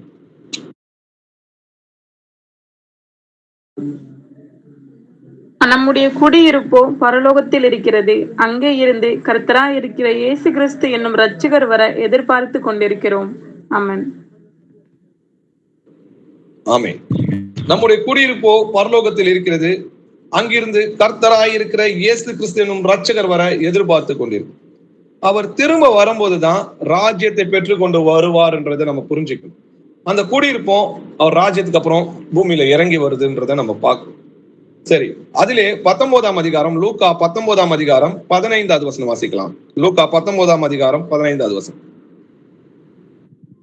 அவன் ராஜ்யத்தை பெற்றுக்கொண்டு திரும்பி வந்தபோது தன்னிடத்தில் திரவியம் வாங்கியிருந்த அந்த ஊழியக்காரரில் அவனவன் வியாபாரம் பண்ணி சம்பாதித்தது இவ்வளவு என்று அறியும்படி அவர்களை தன்னிடத்தில் அழைத்து வர சொன்னான். ஆமென். அவன் ராஜ்யத்தை பெற்றுக்கொண்டு திரும்ப வந்தபோது தன்னிடத்தில் திரவியம் வாங்கியிருந்த அந்த ஊழியக்காரரில் அவனவன் வியாபாரம் பண்ணி சம்பாதித்தது எவ்வளவு என்று அறியும்படி, அதாவது கணக்கு கேட்கிறார் இல்லையா, அவர்களை தன்னிடத்தில் வரவழைத்து வர சொன்னார். வாசிக்கலாம். அதிலே 16ல இருந்து 19 வசனங்கள் வரைக்கும் வாசிக்கலாம். லூக்கா 19ஆம் அதிகாரம் 16ல இருந்து 19 வசனங்கள் வரைக்கும் வாசிக்கலாம். அப்பொழுது முந்தினவன் வந்து, ஆண்டவனே, உம்முடைய ராத்தலினால் 10 ராத்தல் ஆதாயம் கிடைத்தது என்றான். எஜமான் அவனை நோக்கி, நல்லது உத்தம ஊழியக்காரனே, நீ கொஞ்சத்தில் உண்மையுள்ளவனாய் இருந்தபடியால் 10 பட்டணங்களுக்கு அதிகாரியாய் இரு என்றான். அப்படியே 2ஆம் ஊழியக்காரன் வந்து, ஆண்டவனே, உம்முடைய ராத்தலினால் 5 ராத்தல் ஆதாயம் கிடைத்தது என்றான். அவனையும் அவன் நோக்கி, நீயும் 5 பட்டணங்களுக்கு அதிகாரியா இரு என்றான். ஆமென். ஆமென். அப்போ அவங்க கிரியை ஏத்த பலன் கிடைக்குதுன்றத பாக்குறோம். அப்போ நீ கொஞ்சத்துல உண்மையுள்ள இருந்த, அதனால நீ 10 பட்டணத்துக்கு அதிகாரியா இருன்றாரு. அதே போல கொஞ்சமா உண்மையா இருந்தவரை 5 ராத்தல் வாங்கணும்னு பார்த்து நீ 5 ராத்தல சம்பாதிச்சதுனால நீ கொஞ்சத்துல உண்மை உள்ளவனா இருந்ததுனால நீயும் 5 பட்டணத்துக்கு அதிகாரியான்றாரு. அதனாலதான் 2 தீமோத்தேயு 2ஆம் அதிகாரம் 12வது வசனம் சொல்லுது, அவருடைய பாடுகளை சகித்தோமானால் அவருடைய கூட ஆளுகையும் செய்வோம். எப்போ அவர் ராஜா வரும்போது நம்ம அவர் கூட தான் ஆளுகை செய்வோம். அப்போ இதே நீங்க தாளந்து ஊமையில பாத்தீங்கன்னா வாசிக்கலாம். தாளந்து ஊமையில மத்தேயு 25ஆம் அதிகாரம் 20ல இருந்து 21 வசனங்கள் வாசிக்கலாம். அப்பொழுது 5 தாளந்தை வாங்கினவன் வேறு 5 தாளந்தை கொண்டு வந்து, ஆண்டவனே, 5 தாளந்தை என்னிடத்தில் ஒப்புவித்தீரே, அவைகளை கொண்டு இதோ வேறு 5 தாளந்தை சம்பாதித்தேன் என்றான். அவனுடைய எஜமான் அவனை நோக்கி, நல்லது உத்தமமும் உண்மையுமுள்ள ஊழியக்காரனே, கொஞ்சத்திலே உண்மையா இருந்தாய், அநேகத்தின் மேல் உன்னை அதிகாரியாக வைப்பேன், என் எஜமானுடைய சந்தோஷத்திற்குள் பிரவேசி என்றான். ஆமென். இந்த திரவெளி பூமியும் ராத்தல் பூமியும் தாளந்து பூமியும் எல்லாமே ஒன்னதான் குறிக்குது இல்லையா? அப்போ 5 தாளந்த வாங்கினவன் வேறு 5 தாளந்த சம்பாதிச்சேன்னு சொல்லும் போது நீ கொஞ்சத்துல உண்மையுள்ள இருந்தா என்ன அநேகத்து மேல உன் அதிகாரியா வைப்பேன்னு சொல்லி உன் எஜமானுடைய சந்தோஷத்துக்குள் பிரவேசினா என்னுடைய ராஜ்யத்துக்குள் பிரவேசின்னு சொல்லி கர்த்தராகிய இயேசு கிறிஸ்து சொல்றார். அப்ப இயேசு கிறிஸ்துவோட 2ஆம் வருகையில பராக்கிரமசாலியாய் வரப்போகிற அந்த ராஜ்யத்துலதான் கிரியைத்த பலன் கொடுக்கிறாரு. அப்ப பொல்லாத ஊழியக்காரனை அக்கினியில தள்ளுறாரு. அதேதான் நீங்க விதை ஊமையிலும் பாத்தீங்கன்னா நல்ல விதை வந்து யாருன்னு பாத்தீங்கன்னா வசனத்தை கேட்டு அதன்படி நடக்கிறவங்க தேவனோட பிள்ளைங்க. அதே போல கலைகள் யாருன்னு பாத்தீங்கன்னா பிசாசோட பிள்ளைங்க. அப்போ அவங்க கேக்குறாங்க, ஆண்டவரே நீங்க உலகத்துல நல்ல விதை தானே விதைச்சிங்க, அப்போ எப்படி கலைகள் வந்தது அப்படின்னு அவங்க கேட்கும்போது அது பிசாசு விதைச்சான், அப்ப நாங்க போய் அதை பிடுங்கட்டுமா அப்படின்னு அவங்க கேட்கும்போது அவர் சொல்றாரு, வேணாம், நீங்க கலைகளை பிடுங்குறன்னு சொல்லி நல்ல விதைகளா இருக்கிற தேவனுடைய பிள்ளைகளையும் நீங்க பிடுங்குவீங்க, அதனால அறுப்பு முட்டம் வளர விடுங்க. அவர் என்ன பண்றாரு, முதலாவது கலைகளை சுட்டெரித்து கட்டுகளாக கட்டி அக்னிக்கு தள்ளுறாரு. கோதுமையும் எங்க சேர்க்கிறாரா, களஞ்சியத்துல சேர்க்கிறாராம். களஞ்சியன்றது இங்க தேவனுடைய ராஜ்யம்ன்றதை புரிஞ்சுக்கணும். இப்ப கோதுமைன்றது தேவனுடைய பிள்ளைகள்ன்றதை புரிஞ்சுக்கணும். அப்படி அந்த வசனத்தை புரிஞ்சுக்கணும். இயேசு கிறிஸ்துவோட 2ஆம் வருகையில தான் நியாய தீர்ப்புக்கு பிறகுதான் ராஜ்யங்கள் கிடைக்குதுன்றதை நம்ம புரிஞ்சுக்கணும். இயேசு கிறிஸ்துவோட 2ஆம் வருகையில பராக்கிரமசாலியா வரும்போதுதான் ராஜ்யம் கிடைக்குதுன்றதை நம்ம புரிஞ்சுக்கணும். ஏசாயா 40ஆம் அதிகாரம் 10-11 வசனங்கள் வாசிக்கலாம்.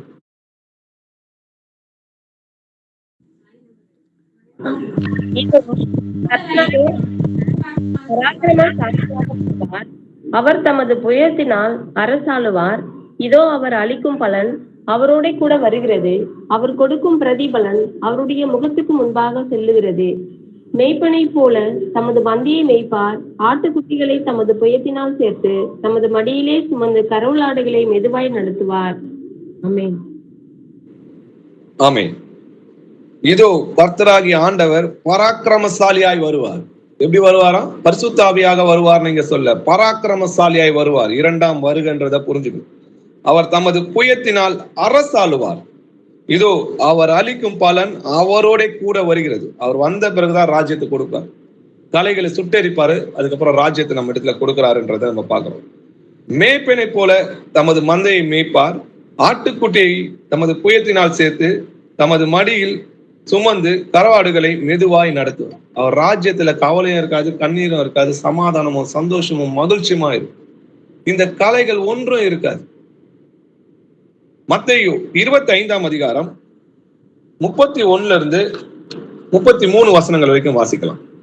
அன்றியும் தமது மகிமை பொருந்தினவராய் சகல பரிசுத்த தூதரோடும் கூட வரும்போது தமது மகிமையுள்ள சிங்காசனத்தின் மேல் வீற்றிருப்பார். அப்பொழுது சகல ஜனங்களும் அவருக்கு முன்பாக சேர்க்கப்படுவார்கள்.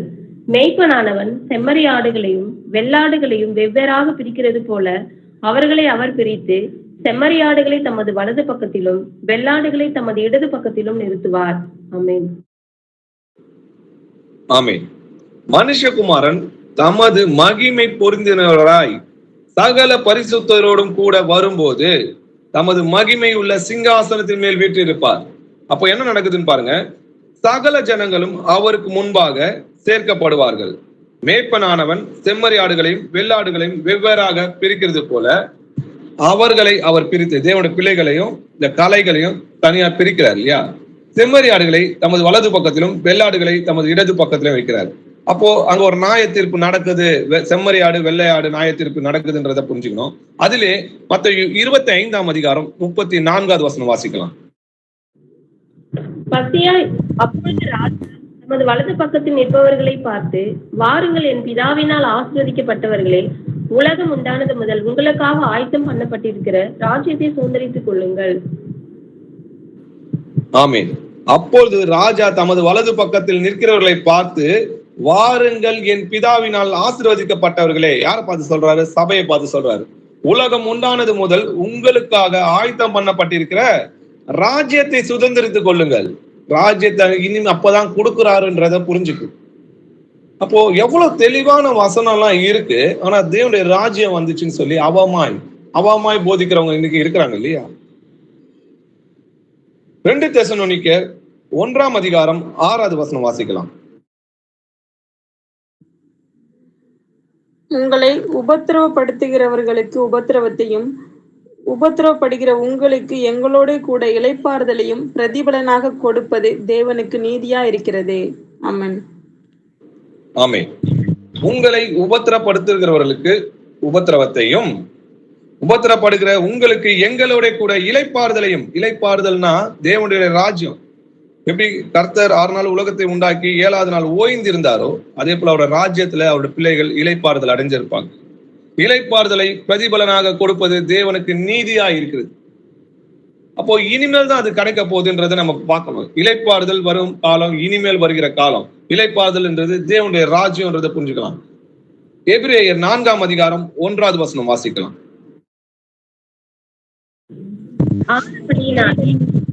இளைப்பாறுதல் நிவர்த்திப்பதற்கு ஏதுவான வாக்கு தத்தம் நமக்கு உண்டாயிருக்க உங்களில் ஒருவனும் அதை அடையாமல் பின்வாங்கி போனவனாக காணப்படாதபடிக்கு பயந்திருக்க கடவுள்.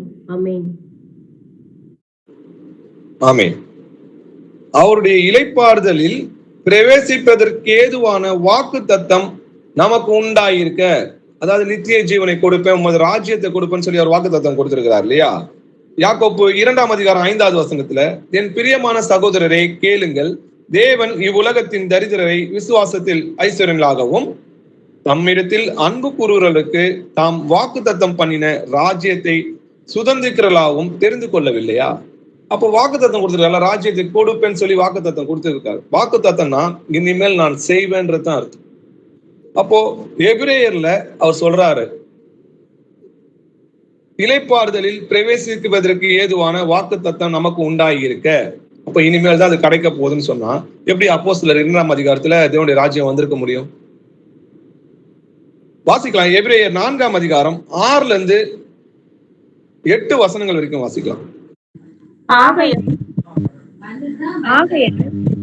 பிரவேசிப்பது இன்னும் வரப்போகிற காரியமா இருக்கிறபடியினாலும் சுவிசேஷத்தை முதலாவது கேட்டவர்கள் கீழ்ப்படியாமையினாலே அதில் பிரவேசியாமற் போனபடியினாலும் இன்று அவருடைய சத்தத்தை கேட்பீர்களாகில் உங்கள் இருதயங்களை கடினப்படுத்தாதிருங்கள் என்று வெகு காலத்திற்கு பின்பு தாவீதின் சங்கீதத்திலே சொல்லி இருக்கிறபடி இன்று என்று சொல்வதினாலே பின்னும் ஒரு நாளை குறித்திருக்கிறார். யோசுவா அவர்களை இளைப்பாறுதல் உட்படுத்தி இருந்தால் பின்பு அவர் வேறொரு நாளை குறித்து சொல்லியிருக்க மாட்டாரே. ஆமென். ஆமென். யோசுவா மட்டும் கிடையாது, சபையும் இன்னும் தேவனுடைய ராஜ்யத்துக்குள்ள போகல. அதனால்தான் ஆகையால் சிலர் அதில் அப்படின்னா ராஜ்யத்தில் பிரவேசிப்பது. நீங்க எபிரேயர் 1ஆம் அதிகாரம் 4ஆம் அதிகாரம் 1வது வசனத்துல அவர்கள் இளைப்பாறுதல் பிரவேசிப்பதற்கான வாக்கு தத்துவம் நம்ம படிக்கிறோம். அப்போ 6வது வசனம் சொல்லுது, அதில் சிலர் அதில் அப்படின்னா அந்த ராஜ்யத்தில் பிரவேசிப்பது இன்னும் வரப்போகிற காரியமா இருக்கிறபடினாலும், அது வரப்போகிற காரியம்ன்ற வசனம் நமக்கு தெளிவா சொல்லுது இல்லையா? அதிலே எபிரேயர் 4ஆம் அதிகாரம் 9ல இருந்து 10 வசனங்கள் வாசிக்கலாம். ஆகையால் தேவனுடைய ஜனங்களுக்கு இளைப்பாறுகிற காலம் இனி வருகிறதா இருக்கிறது.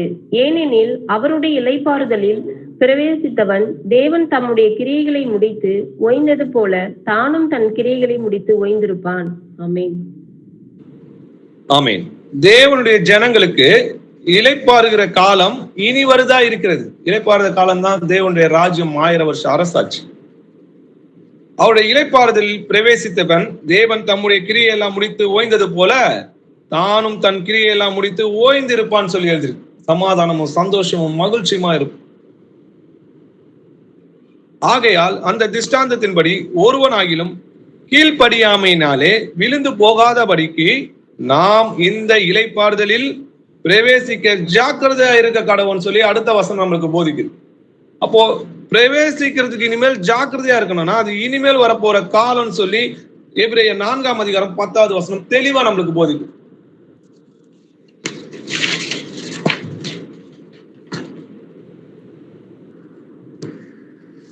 இரண்டாம் வருகையில தான் கர்த்தராகிய இயேசு கிறிஸ்துவோட ராஜ்யம் ஸ்தாபிக்கப்படும் அப்படின்றதுக்கான சில வசனங்களை நம்ம பார்க்கலாம்.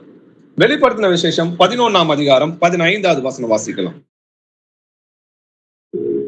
7ஆம் அப்பொழுது உலகத்தின் ராஜ்யங்கள் நம்முடைய கர்த்தருக்கும் அவருடைய கிறிஸ்துவுக்கும் உரிய ராஜ்யங்களாயின. அவர் சதா காலங்களிலும் ராஜ்யபாரம் பண்ணுவார் என்னும் கம்பீர சத்தங்கள் வானத்தில் உண்டாயின. ஆமென். ஆமென். 7ஆம் தூதன் எக்காலம் ஊதினான். அப்போ அது இனிமேல் வரப்போற காலம்ன்றதை நம்ம புரிஞ்சுக்கணும். இப்போ நம்ம 7ஆம் தூதன் எக்காலம் காலகட்டத்துல தான் நம்ம இருக்கிறோன்றத உணரணும். நம்ம அப்போது உலகத்தின் ராஜ்யங்கள் இப்ப எப்படி இருக்குதா? ராஜ்யம் உலகத்துக்கிட்ட தான் இருக்குது. நம்முடைய கர்த்தருக்கும் அவருடைய கிறிஸ்துவுக்கும் உரிய ராஜ்யங்கள் ஆயின. அப்போ வெளிப்படுத்தின விசேஷம் பாத்தீங்கன்னா கிபி 95ல எழுதப்பட்டது. ஆனா இவங்க என்ன சொல்றாங்க? இயேசு கிறிஸ்து மரித்து உயிரோடு எழுந்து பெந்தகோஸ்தே பண்டிகையில பரிசுத்த ஆவியானவர் நம்ம இடத்துல வரும்போது ராஜ்யம் வந்துச்சுன்னு சொல்லி அவமாய் போதிக்கிறாங்க. அப்பவே வந்துச்சுன்னா ஏன் யோவான் இப்படி எழுதணும்? 7ஆம் எக்காலம் ஊதுகும் போது அப்ப இந்த உலகத்தின் ராஜ்யங்கள் நம்முடைய கர்த்தருக்கு ராஜ்யங்களாகவும் அவருடைய கிறிஸ்துக்குரிய ராஜ்யங்கள் ஆயின. அவர் சதா காலங்களிலும் ராஜபாரம் பண்ணுவார் என்று அவர் சொல்ல வேண்டியது இல்லையே. அப்போ வேத வசனம் நமக்கு தெளிவா சொல்லுது அது இனி வரப்போகிற காலம். 7ஆம் எக்காலத்தின் போது 2ஆம் வருகையில் உலகத்தின் ராஜ்யங்கள் நமது கர்த்தராகிய இயேசு கிறிஸ்துவின் ராஜ்யங்களாக மாறும். அதுவரை பூமியில் கர்த்தருடைய ராஜ்யம் ஸ்தாபிக்கப்படாது. அந்த கிறிஸ்துவோட ஆட்சி தான் நடந்து வரும். வாசிக்கலாம். டேனியல் 2ஆம் அதிகாரம் 37ல இருந்து 41 வசனங்கள் வாசிக்கலாம். ராஜாவே, நீர் ராஜாதி ராஜாவா இருக்கிறீர். பரலோகத்தின் தேவன் உமக்கு ராஜரீகத்தையும் பராக்கிரமத்தையும் வல்லமையையும் மகிமையையும் அருளினார். சகல இடங்களிலும் உள்ள மனுபுத்திரரையும் வெளியின் மிருகங்களையும் ஆகாயத்து பறவைகளையும் அவர் உமது கையில் ஒப்பு கொடுத்து உம்மை அவைகளை எல்லாம் ஆளும்படி செய்தார். பொன்னான அந்த தலை நீரே. உமக்கு பிறகு உமக்கு கீழ்த்தரமான வேறொரு ராஜ்யம் தோன்றும். பின்பு பூமியை எல்லாம் ஆண்டு கொள்ளும் வெண்கலமான 3ஆம் ராஜ்யம் ஒன்று எழும்பும். 4வது ராஜ்யம் இரும்பை போல உரமாயிருக்கும். இரும்பு எல்லாவற்றையும் எப்படி நொறுக்கி சின்ன பின்னமாக்குகிறதோ அப்படியே இது நொறுக்கி போடுகிற இரும்பை போல அவைகளை எல்லாம் நொறுக்கி தகர்த்து போடும். பாதங்களும் கால் விரல்களும் பாதி குயவனின் களிமண்ணும் பாதி இரும்புமாயிருக்க நீர் கண்டீரே. அந்த ராஜ்யம் பிரிக்கப்படும்.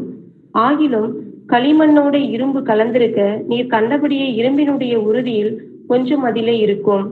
கால் விரல்கள் பாதி இரும்பும் பாதி களிமண்ணுமாய் இருந்தது என்னவென்றால் அந்த ராஜ்யம் ஒரு பங்கு உரமும் ஒரு பங்கும் நெரிசலுமாய் இருக்கும்.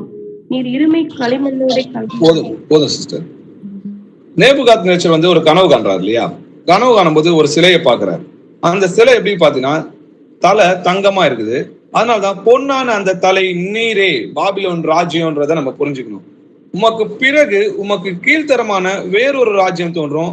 அது என்னன்னு பாத்தீங்கன்னா 2 புயங்களை உடைய மார்பகமா இருக்கிற மேதிய பெர்ஷிய ராஜ்யம்ன்றதை பார்க்கிறோம். அதற்கு பின்பு வெண்கலமான 3ஆம் ராஜ்யம் ஒன்று தோன்றும். அது த கிரேட் அலெக்சாண்டர்ன்றதை நம்ம பார்க்கிறோம். 4வது ராஜ்யம் இரும்பை போல் உயரமாயிருக்கு. அப்போ அது எல்லாத்தையும் நொறுக்கி போட்டதுன்றதை நம்ம பார்க்கிறோம். அது இயேசு கிறிஸ்து ராஜ்யம் இருக்கும்போது இருந்த ரோம பேரரசுன்றதை நம்ம பார்க்கிறோம். பாதங்கள் கால்விரலும் 10 குயவனின் களிமண்ணும் பாதி இரும்புமாய் இருக்கு நீ கண்டீரே. அந்த ராஜ்யம் சொல்லி எழுதிருக்கு. அப்போ பாதங்கள் இரும்பும் களிமண்ணுமா இருக்கு. அந்த 10 விரல்களும் 10 ராஜாக்கள்ன்றதை நம்ம புரிஞ்சுக்கணும். அது எப்படி இருந்துச்சுன்னா இரும்பும் களிமண்ணுமா எப்படி கலந்ததா இருக்கும் சொல்லிது. அந்த ராஜ்யம் எப்போ இருக்குதுன்னு பாத்தீங்கன்னா இப்போ நம்ம நம்ம காலகட்டத்துல வாழ்ந்து கொண்டு வருகிற அந்த ராஜ்யம் ஐரோப்பிய யூனியன் தான் அந்த ராஜ்யம்ன்றதை நம்ம புரிஞ்சுக்கணும். சரி, அப்ப என்ன நடக்குதுன்னு பாருங்க. தானியேல் 2ஆம் அதிகாரம் 44வது வசனம் வாசிக்கலாம். அந்த ராஜாக்களின் நாட்களிலே பரலோகத்தின் தேவன் என்றென்றைக்கும் அழியாத ஒரு ராஜ்யத்தை எழும்ப பண்ணுவார். அந்த ராஜ்யம் வேறே ஜனத்துக்கு விடப்படுவதில்லை.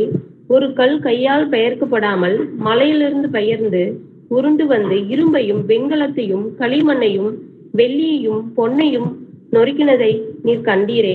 அப்படியே அது அந்த ராஜ்யங்களை எல்லாம் நொறுக்கி நிர்மூலமாக்கி தானோ என்றென்றைக்கும் நிற்கும். ஆமேன். ஆமேன். அவர் அந்த சிலையை பார்த்துட்டு இருக்கும்போது ஒரு கல் தானாய் கைகளால் பேர்க்கப்படாமல் தானாய் உருண்டோடி வந்து அந்த பாதங்கள்ல மோதுது. அது எங்க மோதுது? அந்த கல்லு அந்த பாதங்கள்ல மோதுது. இன்னைக்கு இருக்கிற அந்த ராஜ்ய காலகட்டங்கள்ல தான் கர்த்தராகிய இயேசு கிறிஸ்து வருவார் என்பது தீர்க்க தரிசனம். அப்பதான் அவருடைய ராஜ்யம் வருது இல்லையா? அந்த ராஜாக்களின் நாட்களிலே பரலோகத்தில் தேவன் என்றென்றைக்கும் அழியாத ஒரு ராஜ்யத்தை எழும்ப பண்ணுவார். அதுதான் நம்முடைய கர்த்தராகிய இயேசு கிறிஸ்துவோட ராஜ்யம். அந்த ராஜ்யம் வேற ஜனங்களுக்கு விடப்படுவதில்லை. ஒரு கல் கைகளால் பேர்க்கப்படாமல் மலையிலிருந்து பெயர்ந்து வந்து உருண்டு வந்து இரும்பையும் வெண்கலத்தையும் களிமண்ணையும் வெள்ளியையும் பொன்னியையும் நொறுக்கினதை நீ கண்டீரே.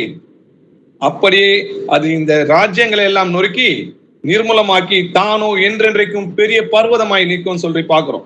அந்த கைகளால் பேர்க்கப்படாமல் உருண்டு வந்த சிலையை நொறுக்கினது நம்முடைய கர்த்தராகிய இயேசு கிறிஸ்துவின் 2ஆம் வருகையில அந்த ராஜ்யங்கள் எல்லாம் நொறுக்கப்பட்டு அதுங்க அந்த ராஜ்யம் இருந்த இடமே பதரை போல் எப்படி அந்த சிலை அந்த பறந்து போகுது, அது போல அந்த ராஜ்யங்கள் இருந்த இடமே காணாமல் போவோம். இயேசு கிறிஸ்து அந்த கல்லோ பெரிய பர்வதமாகி என்றென்றும் ராஜ்யமாய் நிற்கும். பர்வதம்னா ராஜ்யம். அப்போ இயேசு கிறிஸ்து ராஜ்யம் இனிமேல் வரப்போகுது. அந்த காலகட்டங்கள்ல தான் நம்ம இருக்கிறோம்ன்றதுக்கான உணரணும். அத்திமரம் துளிர் விடும் போது நான் வாசல் அருகே வந்திருக்கிற ராஜ்யம் தேவனுடைய ராஜ்யம் சமீபமா இருக்கின்றாரு.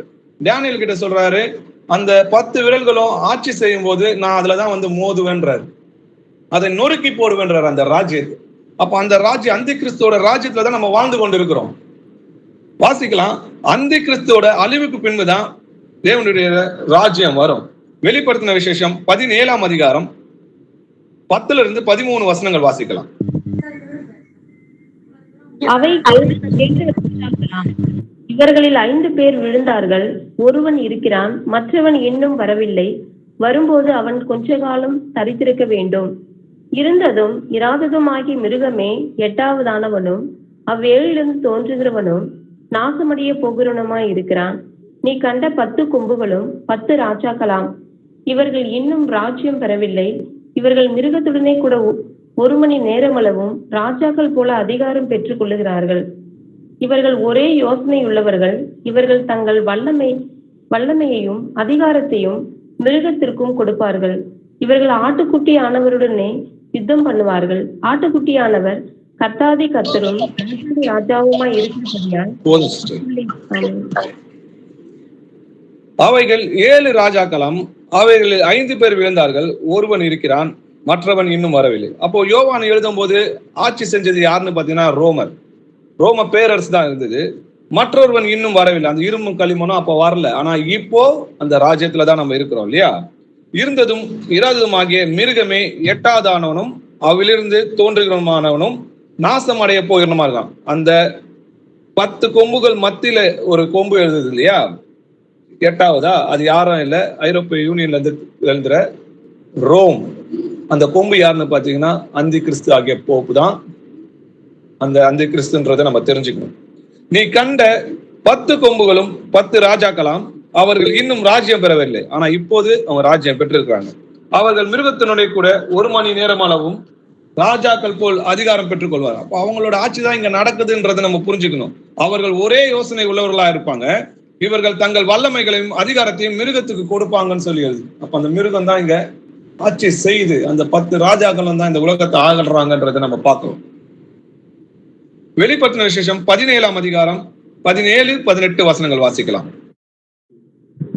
7ஆம் தூதன் தன் கலசத்தில் உள்ளதை ஆகாயத்தில் தப்பா படிக்கிறீங்க சிஸ்டர். வெளிப்படுத்தின விசேஷம் 17ஆம் அதிகாரம் 17-18. தேவன் தம்முடைய வார்த்தைகள் நிறைவேறும் அளவும் அவர்கள் தமது யோசனையை நிறைவேற்றுகிறதற்கும் ஒரே யோசனை உள்ளவர்களாய் இருந்து தங்கள் ராஜ்யத்தை மிருகத்திற்கு கொடுக்கிறதற்கும் அவர் நீ கண்ட ஸ்திரீயானவள் பூமியின் ராஜாக்கள் மேல் ராஜ்யம் பண்ணுகிற மகா நகரமே என்றான். ஆமென். ஆமென். நீ கண்ட ஸ்திரீயானவள் பூமியின் ராஜாக்கள் மேல் ராஜவாரம் பண்ணுகிற மகாநகரமே. அப்போ பூமியின் மேல் ராஜவாரம் பண்றது யாரு? இந்த மகாநகரம் யாரு? இந்த ரோம்ன்றத பாக்குறோம். இன்னைக்கு அந்த கிழக்கு ரோமோ மேற்கு ரோமோ பிரிஞ்சுதான் இந்த 10 நாடுகளா இருக்குதுன்றதை நம்ம புரிஞ்சுக்கணும். அவ்வளவு அந்தி கிறிஸ்துன்ற தலைப்புல நம்ம பார்த்தோம் இல்லையா? தானியேல் 7ஆம் அதிகாரம் 21-22 வசனங்கள் வாசிக்கலாம்.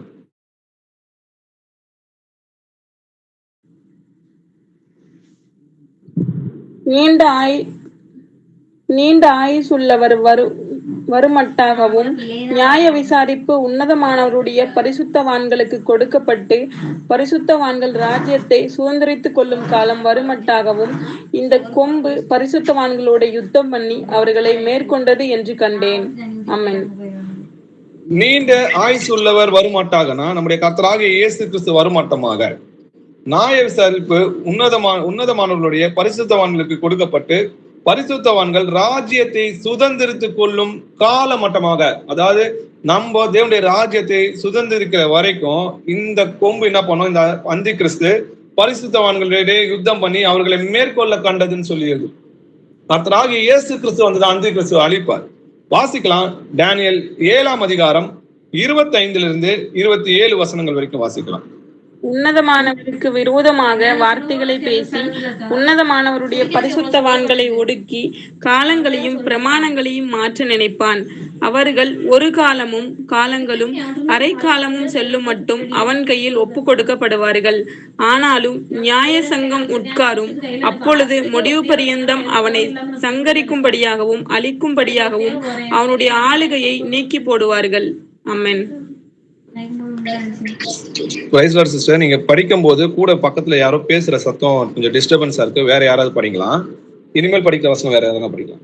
உன்னதமானவருக்கு விரோதமாக வார்த்தைகளை பேசி உன்னதமானவருடைய பரிசுத்தவான்களை ஒடுக்கி காலங்களையும் பிரமாணங்களையும் மாற்ற நினைப்பான். யாரு காலங்களையும் பிரமாணங்களையும் மாற்றுறது?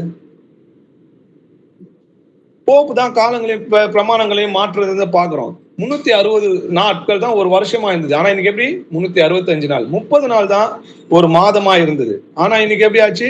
31 ஆச்சு இல்லையா? அவர்கள் ஒரு காலமும் காலங்களும் அரை காலமும் செல்லும் மட்டும் அவர்கள் கையில் ஒப்பு கொடுக்கப்படும். 538 இருந்து 1978 வரைக்கும் பரிசுத்தவான்களில் ரத்தத்தினால் இது வெறி கொண்டு இருந்ததுன்னு சொல்லி எழுதிருக்கு. அப்போ காலம்னா 1 வருஷம், காலங்கள்னா 2 வருஷம், அரை காலம்னா அரை வருஷம், ஆக மொத்தம் 1260 நாள். 1260 நாள்னா தீர்க்க தரிசனத்துல 1260 வருஷங்கள்ன்றதை புரிஞ்சுக்கணும். ஆனாலும் நியாய சிங்காசனம் உட்காரும். நம்முடைய கர்த்தராகிய இயேசு கிறிஸ்து வரும்போது ஒரு நியாய தீர்ப்பு நடக்கும் இல்லையா? அப்பொழுது முடிவு பரிந்தும் அவனை சங்கரிக்கும்படியாகவும் அழிக்கும்படியாகவும் அவனுடைய ஆளுகையை நீக்கி போடுவார்கள். வானத்தின் கீழெங்கும் உள்ள ராஜ்யங்களின் ராஜரீகமும் ஆளுகையும் மகத்துவமும் உன்னதமானவருடைய பரிசுத்தவான்களுக்கு ஆகிய ஜனங்களுக்கு அப்பதான் கொடுக்கப்படும். இயேசு கிறிஸ்து வந்து அஞ்சு கிறிஸ்து அழித்த பிறகுதான் அவருடைய ராஜ்யத்தை அவருக்கு கொடுக்க முடியும். அவருடைய ராஜ்யம் நித்திய ராஜ்யம், சகல தத்துவமும் அவரை சேவித்து அவருக்கு கீழ்பட்டு இருக்கும் சொல்லி எழுதியிருக்கு இல்லையா? இதேதான் தெசலோனிக்கர்லயும் எழுதப்பட்டிருக்கு. 2 தெசலோனிக்கர் 2ஆம் அதிகாரம் 1-3 வசனங்கள் வரைக்கும் வாசிக்கலாம்.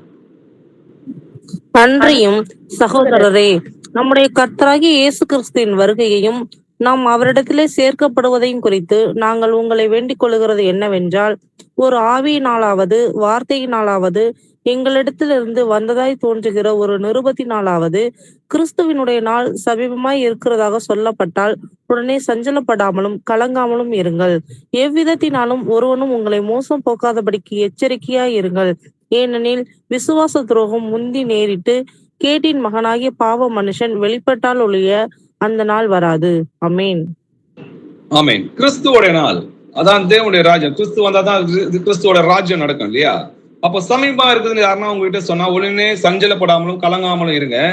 எவ்விதத்திலாவது ஒருவன் உங்களை மோசம் போகாதபடிக்கு எச்சரிக்கையா இருங்க. ஏனெனில் விசுவாச துரோகம் முந்தி நேரிட்டு. விசுவாச துரோகம்னா என்னது? இயேசு கிறிஸ்து தான் சர்வ வல்லமுள்ள கர்த்தர். நானே அவர் என்று நீங்கள் விசுவாசியாவிட்டால் உங்கள் பாவங்களினாலே சாவீர்கள் சொல்றார். எனக்காக பிதாவாகிய தேவனே எனக்காக குமாரனாகியவர் எங்க வந்தார்னு சொல்றதுதான் விசுவாசம். இல்ல அவர் இவர் அல்ல, இவர் அவர் இல்லை, அவர் வேறொருவர் நீங்க சொன்னீங்கன்னா அதுதான் விசுவாச துரோகம். அது முந்தி நேரிட்டு பாவ மனுஷன் வெளிப்பட்டால் ஒழிய, அதாவது கேட்டின் மகனாகிய பாவ மனுஷன் வெளிப்பட்டால் ஒழிய அந்த நாள் வராதுன்னா அஞ்சு கிறிஸ்து வராம இயேசு கிறிஸ்துவோட ராஜ்யம் வராது. இன்னைக்கு அஞ்சு கிறிஸ்து வந்து அவனுடைய ராஜ்யமும் நடந்து கொண்டு வரும். அவனை அழிக்கிறதுக்காக நம்முடைய கர்த்தர் நிச்சயமா வருவார். வாசிக்கலாம் 2 தெசலோனிக்கர் 2ஆம் அதிகாரம் 8வது வசனம். நீக்கப்படும் போது அந்த அக்கிரமக்காரன் வெளிப்படுவான். அவனை கர்த்தர் தம்முடைய வாயின் சுவாசத்தினாலே அழித்து தம்முடைய வருகையின் பிரசன்னத்தினாலே நாசம் பண்ணுவார். ஆமென். ஆமென். நீக்கப்படும் போது அந்த அக்கிரமக்காரன் வெளிப்படுவான். அவனை கர்த்தர் தம்முடைய வாயின் சுவாசத்தினாலே அழித்து தம்முடைய வருகையின் பிரசன்னத்தினாலே நாசம் பண்ணுவார்னு சொல்லி எழுதிருக்கு. அப்போ அந்த கிறிஸ்துவ அழித்த பிறகுதான் தேவனுடைய ராஜ்யம் நடக்கும்ன்றதை நம்ம புரிஞ்சுக்கணும். உயிர்த்தெழுதல் பிறகுதான் 1000 வருஷ அரசாட்சி தொடங்கும். அதனாலதான் வசனம் நம்ம வாசிக்கும் போது பாத்தீங்கன்னா அது உயிர்த்தெழுதலுக்கு அப்புறம் தான் நடக்குது அப்படின்றதுக்கான சில வசனங்களை நம்ம பார்க்கலாம்.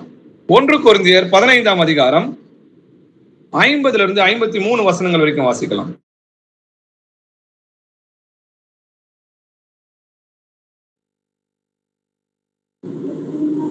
சகோதரரே, நான் சொல்லுகிறது என்னவெனில், மாமிசமும் இரத்தமும் தேவனுடைய ராஜ்யத்தை சுதந்திரிக்க மாட்டாது.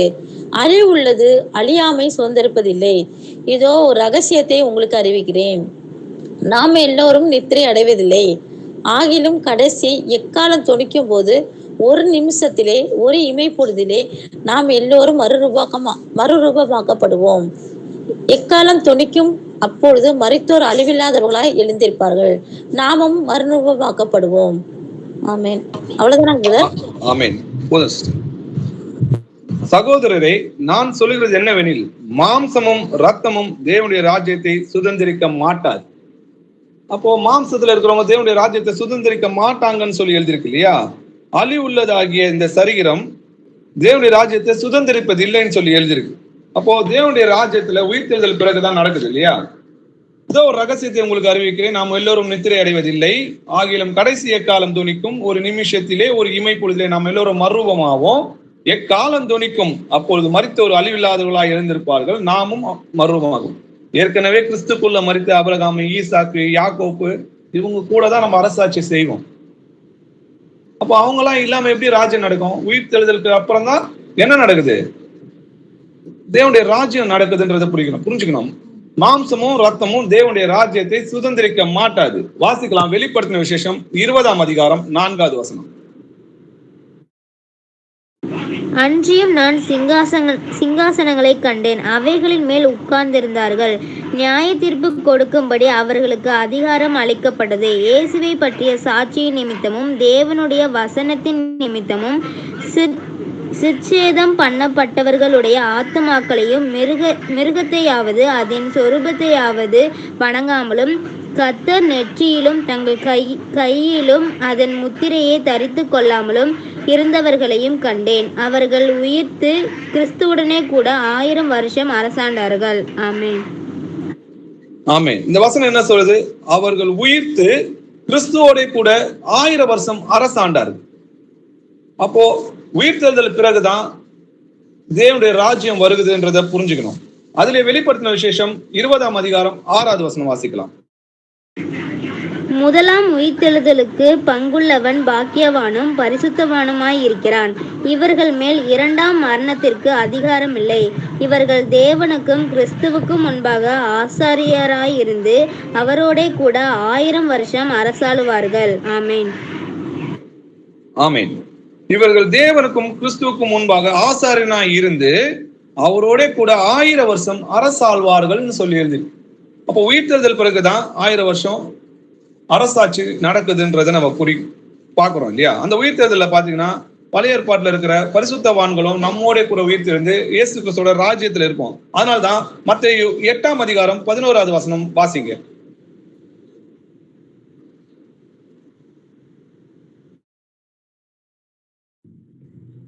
அநேகர் கிழக்கிலும் பரலோக ராஜ்யத்தில் ஆபிரகாம், ஈசாக்கு, யாக்கோபு என்பவர்களோட பந்தி இருப்பார்கள்.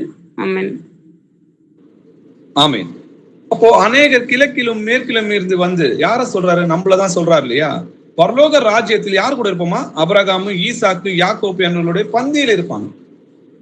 அவங்க கேட்கறாங்க இல்லையா, நான் உங்க கூட பாடுபட்டமே, எங்களுக்கு என்ன கிடைக்கும் கேட்கும்போது அவங்க அப்போஸ்தலர் சொல்றாங்க, கேட்கும்போது இயேசு கிறிஸ்து சொல்றாரு, நீங்கள் என் ராஜ்யத்திலே என் பந்தியில் போஜனம் பண்ணி இஸ்ரவேலின் 12 கோத்திரங்களையும் நியாயம் தீர்க்கிறவர்களாய் சிங்காசனத்தின் மேல் உட்காருவீர்கள் சொல்றாரு. அப்போ இயேசு கிறிஸ்துவோட அவங்க அப்போஸ்தலர்களும் இருப்பாங்க, சிங்காசனத்துல இருந்து அவரோட கூட ஆட்சி செய்வாங்கன்றதை நம்ம பாக்குறோம். அப்ப இயேசு கிறிஸ்து தான் பரிசுத்த ஆவியானவரா நமக்குள்ள இருக்கிறாரு. சரி, இப்ப இவங்க ஆபிரகாம், ஈசாக்கு, யாக்கோப்லாம் எங்க? 12 அப்போஸ்தலர் எங்க? தாவீது எங்க? பரிசுத்த பழைய ஏற்பாடு பரிசுத்தவான்லாம் எங்கன்னு கேட்டா அவங்களுக்கு வார்த்தை எதுவும் வரல. ஏன்னா அவங்களுக்கு வேத வசனம் தெரியாது. சத்தியம் என்னதென்றே தெரியாம தேவனுடைய ராஜ்யம் வந்ததாகவும் இயேசு கிறிஸ்து வந்ததாகவும் சொல்லி அவமாய் வேத வசனங்களை புரட்டி கொண்டு வராங்க இல்லையா? கர்த்தராகிய இயேசு கிறிஸ்து ஜெருசலேம்ல ராஜாதி ராஜாவா இருந்து அரசாளுவார். தாவீதோட குமாரனா இருந்துதான் அரசாளுவார் என்றதுதான் தீர்க்க தரிசனம். வாசிக்கலாம் லூக்கா 1ஆம் அதிகாரம் 32, 33 வசனங்கள் வாசிக்கலாம்.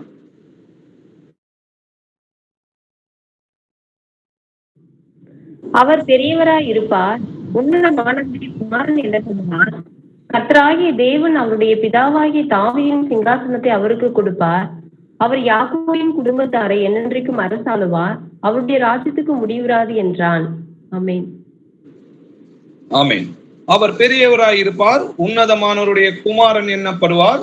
கர்த்தராகிய தேவன் அவருடைய பிதாவாகிய தாவீதின் சிங்காசனத்தை அவருக்கு கொடுப்பார். அவர் தாவீதோட சிங்காசனத்துல உட்கார்ந்துதான் ஜெருசலேம்ல 1000 வருஷம் அரசாட்சி நடக்கும். அவர் யாக்கோபின் குடும்பத்தாரை என்றென்றைக்கும் அரசாளுவார், அவருடைய ராஜ்யத்துக்கு முடிவிராது. அப்போஸ்தலர் 15ஆம் அதிகாரம் 17வது வசனம் வாசிக்கலாம். நான் இதற்கு பின்பு திரும்பி வந்து விழுந்து போன தாவீதின் கூடாரத்தை மறுபடியும் எடுப்பித்து அதிலே பழுதாய் போனவர்களை மறுபடியும் சீர்படுத்தி அதை செவ்வையாக நிறுத்துவேன் என்று இவைகளை எல்லாம் செய்கிற கர்த்தர் சொல்லுகிறார் என்று எழுதியிருக்கிறது. ஆமென். இதற்கு பின் திரும்பி வந்து, அது 2ஆம் வருகையை குறிக்குது இல்லையா? விழுந்து போன தாவீதின் கூடாரத்தை மறுபடியும் எடுப்பித்து அதில் பாலாய் போனவைகளை மறுபடியும் சீர்படுத்தி அதை செம்மையாக நிறுத்துவேன்னு சொல்லி கர்த்தர் சொல்றார். அப்போ 2ஆம் வருகையில தான் அவருடைய ராஜ்யங்கள் நடக்குது. அவர் ஜெருசலேம்ல ராஜாதி ராஜாவா அரசாள்றாரு, பூமியில தான் அவர் அரசாளுவார்னு சொல்லி வசனங்கள் நம்மளுக்கு எழுதிருக்கு. வாசிக்கலாம். சகரியா 14ஆம் அதிகாரம் 9வது வசனம்.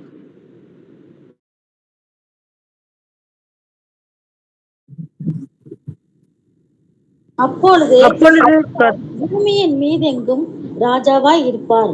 அந்நாளில் ஒரே கர்த்தர் இருப்பார், அவருடைய நாமமும் ஒன்றாய் இருக்கும். ஆமேன். ஆமேன். அப்பொழுது கர்த்தர் பூமி மீதெங்கும் ராஜாவாய் இருப்பார்.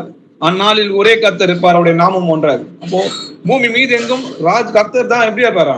ராஜாவாய் இருந்து அரசாளுவார்ன்றதை பாக்குறோம். அதேதான் சங்கீதத்துல 47ஆம் அதிகாரம் 2வது வசனம் சொல்லுது, உன்னதமானவராகிய கர்த்தர் பயங்கரமானவரும் பூமியின் மீதெங்கும் மகத்துவமான ராஜாவாய் இருக்கிறார்னு சொல்லி எழுதிருக்கு. இப்போ பூமியில அவர் ராஜாதி ராஜாவா அரசாளுவார்ன்றதை புரிஞ்சுக்கணும். அவரோட ஆளுகை எப்படி இருக்கும் பாருங்க. சகரியா 9ஆம் அதிகாரம் 10வது வசனம் வாசிக்கலாம். எப்பிராயிமின் நின்று ரதங்களையும் எருசலேமின் நின்று குதிரைகளையும் அற்று போக பண்ணுவேன், யுத்த வில்லும் இல்லாமற் போகும். அவர் ஜாதிகளுக்கு சமாதானம் கூறுவார். அவருடைய ஆளுகை ஒரு சமுத்திரம் தொடங்கி மறு சமுத்திரம் வரைக்கும், நதி தொடங்கி பூமியின் எல்லைகள் பரியந்தமும் செல்லும். ஆமேன். ஆமேன். இந்த வசனம் நம்மளுக்கு என்ன போதிக்குது? எப்ராயிம் என்று ரதங்களையும் ஜெருசலேமில் என்று குதிரைகளையும் அற்று போக பண்ணுவேன், யுத்த வில்லும் இல்லாமல் போகும். சண்டெல்லாம் நடக்காது, சமாதானமா இருக்கும்னு சொல்லி எழுதிருக்கு. அவர் ஜாதிகளுக்கு சமாதானத்தை கூறுவார்னு சொல்லி எழுதிருக்கு. இன்னைக்கு இஸ்ரேல்ல சண்டை நடக்குது, அவங்களுக்கு தெரியுமா? இன்னைக்கு காசா சண்டை நடந்து கிட்டத்தட்ட 1 வருடம் ஆக போகுது. அவ்வளவு நாட்கள் நெருங்கி கொண்டு இருக்கிறோம். அப்போ நம்ம எந்த இடத்துல இருக்கிறோம் அப்படின்றத நம்ம புரிஞ்சுக்கணும்.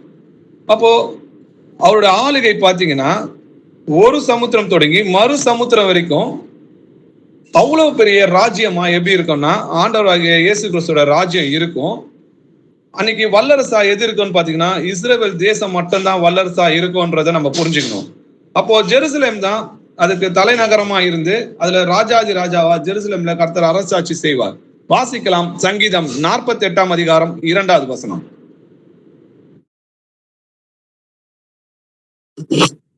வடதிசையில் உள்ள சீயோன் பர்வதம் வடிவமான ஸ்தானமும் சர்வபூமியின் மகிழ்ச்சியுமாய் இருக்கிறது, அதுவே மகாராஜாவின் நகரம். ஆமேன். ஆமேன்.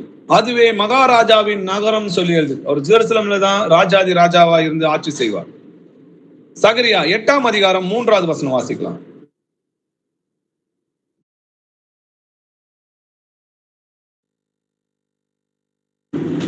நான் சீயோனிடத்தில் திரும்பி எருசலேமின் நடுவிலே வாசம் பண்ணுவேன். எருசலேம் சத்திய நகரம் என்றும் சேனைகளுடைய கர்த்தரின் பர்வதம் பரிசுத்த பர்வதம் என்றும் அழைக்கப்படும் என்று கர்த்தர் சொல்கிறார். ஆமென். ஆமென். ஜெருசலேமின் நகரத்தில் வாசம் பண்ணுவேன். ஜெருசலேம் எப்படி அழைக்கப்படுமா? சத்திய நகரம் என்று அழைக்கப்படும். சேனைகளின் கர்த்தரின் பர்வதம்னா ராஜ்யம், பரிசுத்த பர்வதம் என்று அழைக்கப்படும், பரிசுத்தமான ராஜ்யம் என்று அழைக்கப்படும். அப்படிப்பட்ட அவருடைய ராஜ்யமா இருக்கும். சமுத்திரம் ஜலத்தினால் நிறைந்திருக்கிறது போல பூமி கர்த்தருடைய மகிமையை அறிந்திருக்கிற அறிவினால் நிறைந்திருக்கு. அன்னைக்கு போய் யாரும் ஒருவர் போய் இயேசு கிறிஸ்து தான் கர்த்தர்னு சொல்லி அறிவிக்க தேவையில்லை. எல்லோரும் கர்த்தருடைய மகிமையை அறிந்திருப்பாங்க. அங்க சமாதானமும் சந்தோஷமா இருக்கு. அது இனி வரும் உலகம் சொல்லி பைபிள்ல எழுதியிருக்கு. வாசிக்கலாம். எபிரேயர் 2ஆம் அதிகாரம் 5 to 8 வசனங்கள் வரைக்கும் வாசிக்கலாம்.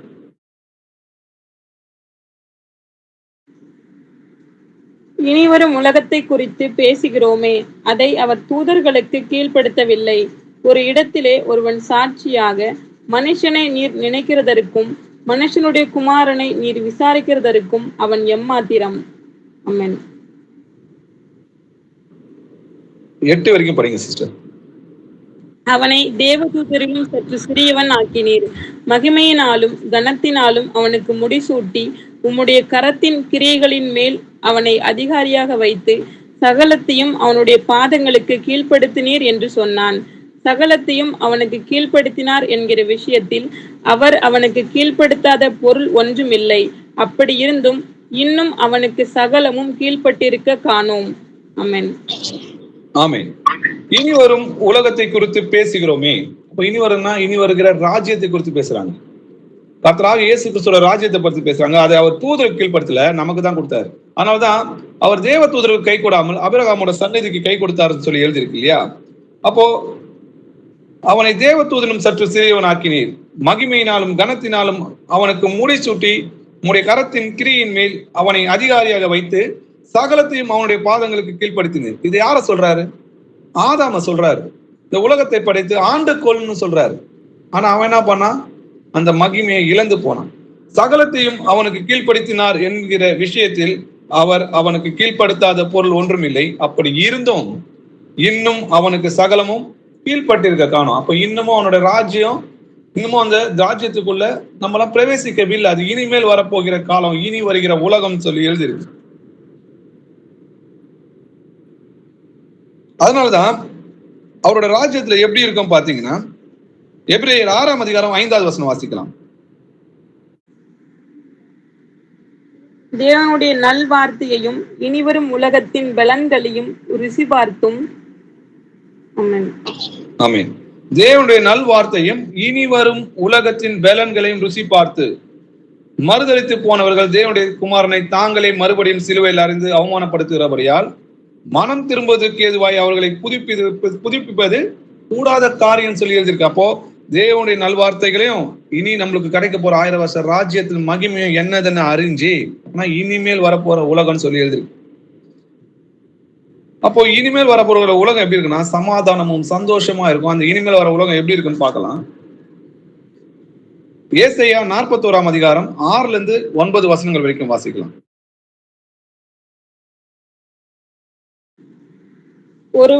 ஒருவருக்கு ஒருவர் ஒத்தாசை செய்து. சிஸ்டர், ஏசாயா 11ஆம் அதிகாரம் 6ல இருந்து 9 வசனங்கள் வரைக்கும்.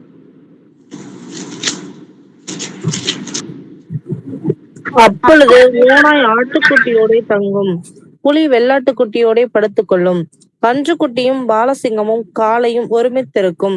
ஒரு சிறு பையன் அவைகளை நடத்துவான். பசுவும் கரடியும் கூடி மேயும், அவைகளின் குட்டிகள் ஒருமித்து படுத்துக்கொள்ளும். சிங்கம் மாட்டை போல வைக்கோல் தின்னும். பால் குடிக்கும் குழந்தை விரியன் பாம்பு வலையின் மேல் விளையாடும்.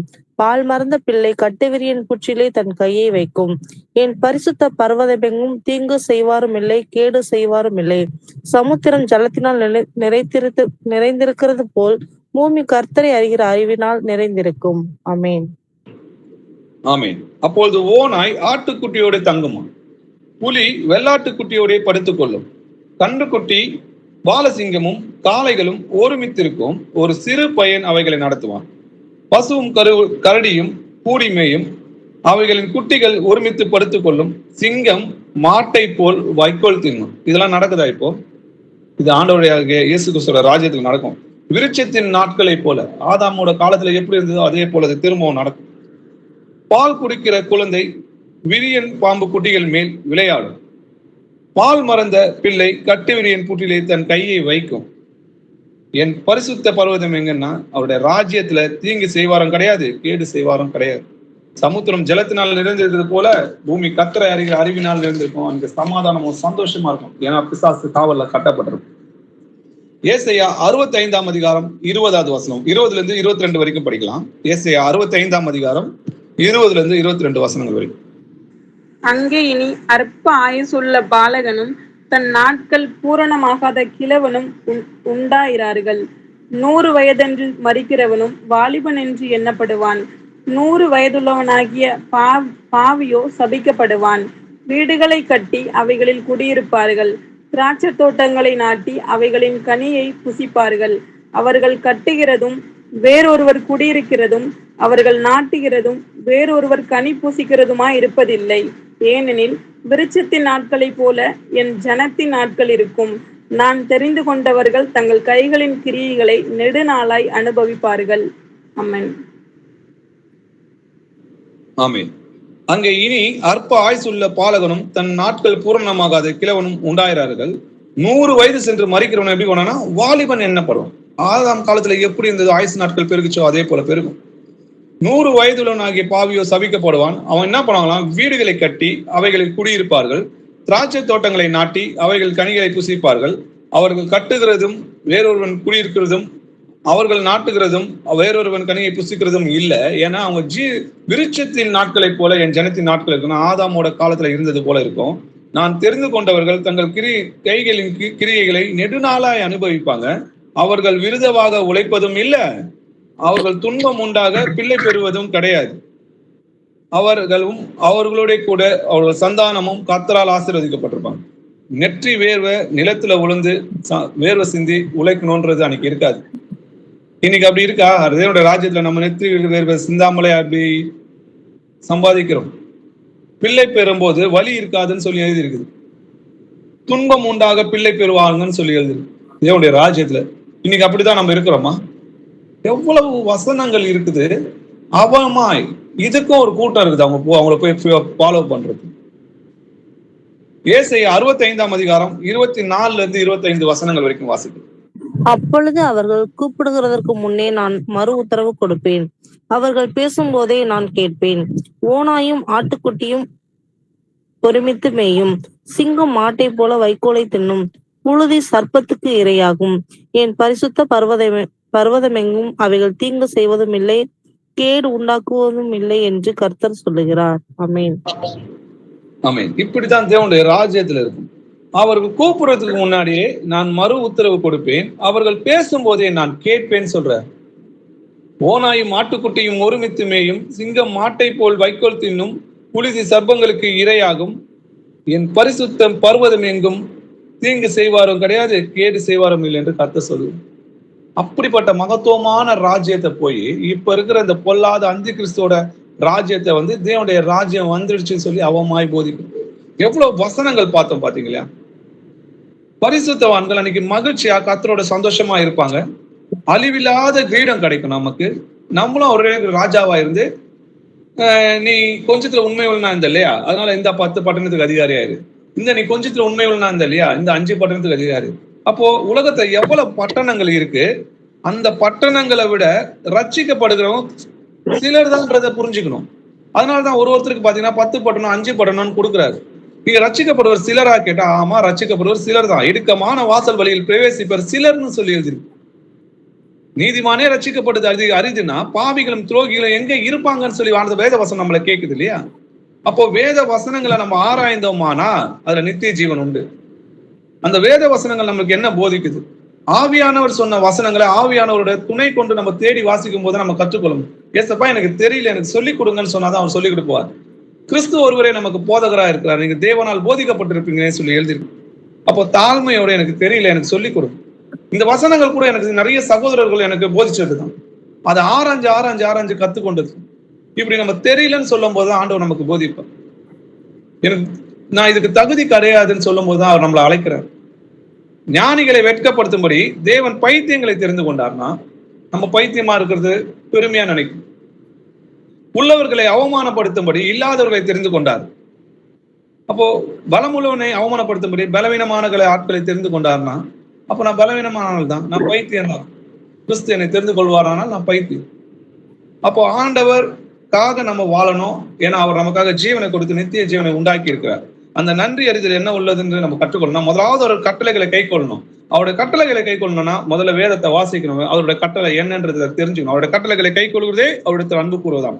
அவருடைய கட்டளைக்கு கை கொள்கிறவனுக்கு மரணத்தை விட்டு நீங்கி நித்திய ஜீவனுக்கு உட்பட்டிருப்பான்னு சொல்லி எழுதிருக்கு. இப்ப வேத வசனங்களை நம்ம ஆராயணும்னா தேவனுடைய ஆவியானவர் நம்ம கூட இருக்கணும். மனுஷனுடைய ஆவியன்றி மனுஷனுக்கு புரியவைகளை எவன் அறிவான், அது போல தேவனுடைய ஆவியன்றி தேவனுக்குரிய ரகசியங்களை ஒருவன் அறிய மாட்டான். அப்போ ஆவியானவர் நமக்குள்ள இருக்கிறதுனால தான் இன்னைக்கு அநேக வசனங்களை தேடி தேடி வாசிச்சு அறிஞ்சு கொள்றோம். அநேக சகோதரர்கள் நமக்கு போதிக்கும் போது புரிஞ்சுக்கொள்ளும். இன்னைக்கு எதுக்கு இந்த வசனங்களை கேட்டு அதுக்கு பதிலா நம்ம தெரிஞ்சுக்கணும்னா, இன்னைக்கு இது புத்துநோய் போல நிறைய இடத்துல பரவி கொண்டு வருது இந்த கள்ள சுவிசேஷம். கேட்கிறவங்களுக்கு நம்ம அந்த பதிலுக்கு, அந்த கேள்விக்கான பதில நம்ம சொல்ல எல்லோரும் வல்லவர்களா இருக்கணும்ன்றதுக்காக தான் ஆவியானவர் நமக்கு இந்த வசனங்களை கொடுத்துக்கிறார். ஒருவனும் எதிர்த்து நிற்க கூடாத வாக்கை நமக்கு கொடுத்திருக்கிறார். அதுக்காக கர்த்தரை ஸ்தோத்திரிக்கிறோம். ஆமென். அப்பா, உம்மை துதிக்கிறோம், உம்மை போற்றுகிறோம். நீ நல்லவர், வல்லவர், இரக்கம் உள்ளவர், நீதி உள்ளவர், கிருபை உள்ளவர், உண்மை உள்ளவர், மகா பரிசுத்தம் உள்ள தேவனை உம்மை துதிக்கிற ராஜா.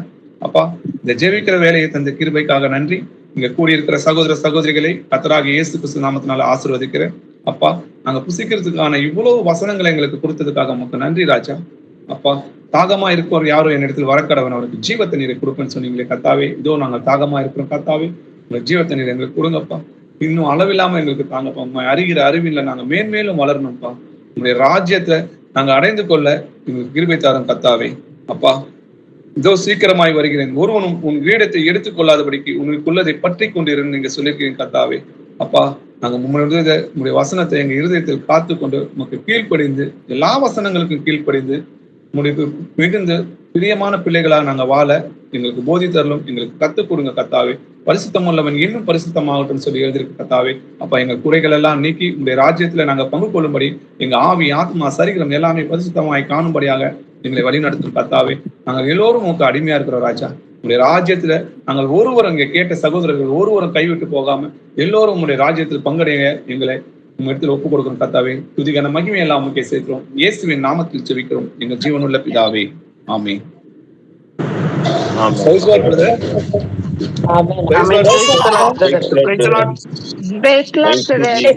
Praise God, sister. Praise God. Thank you, brother.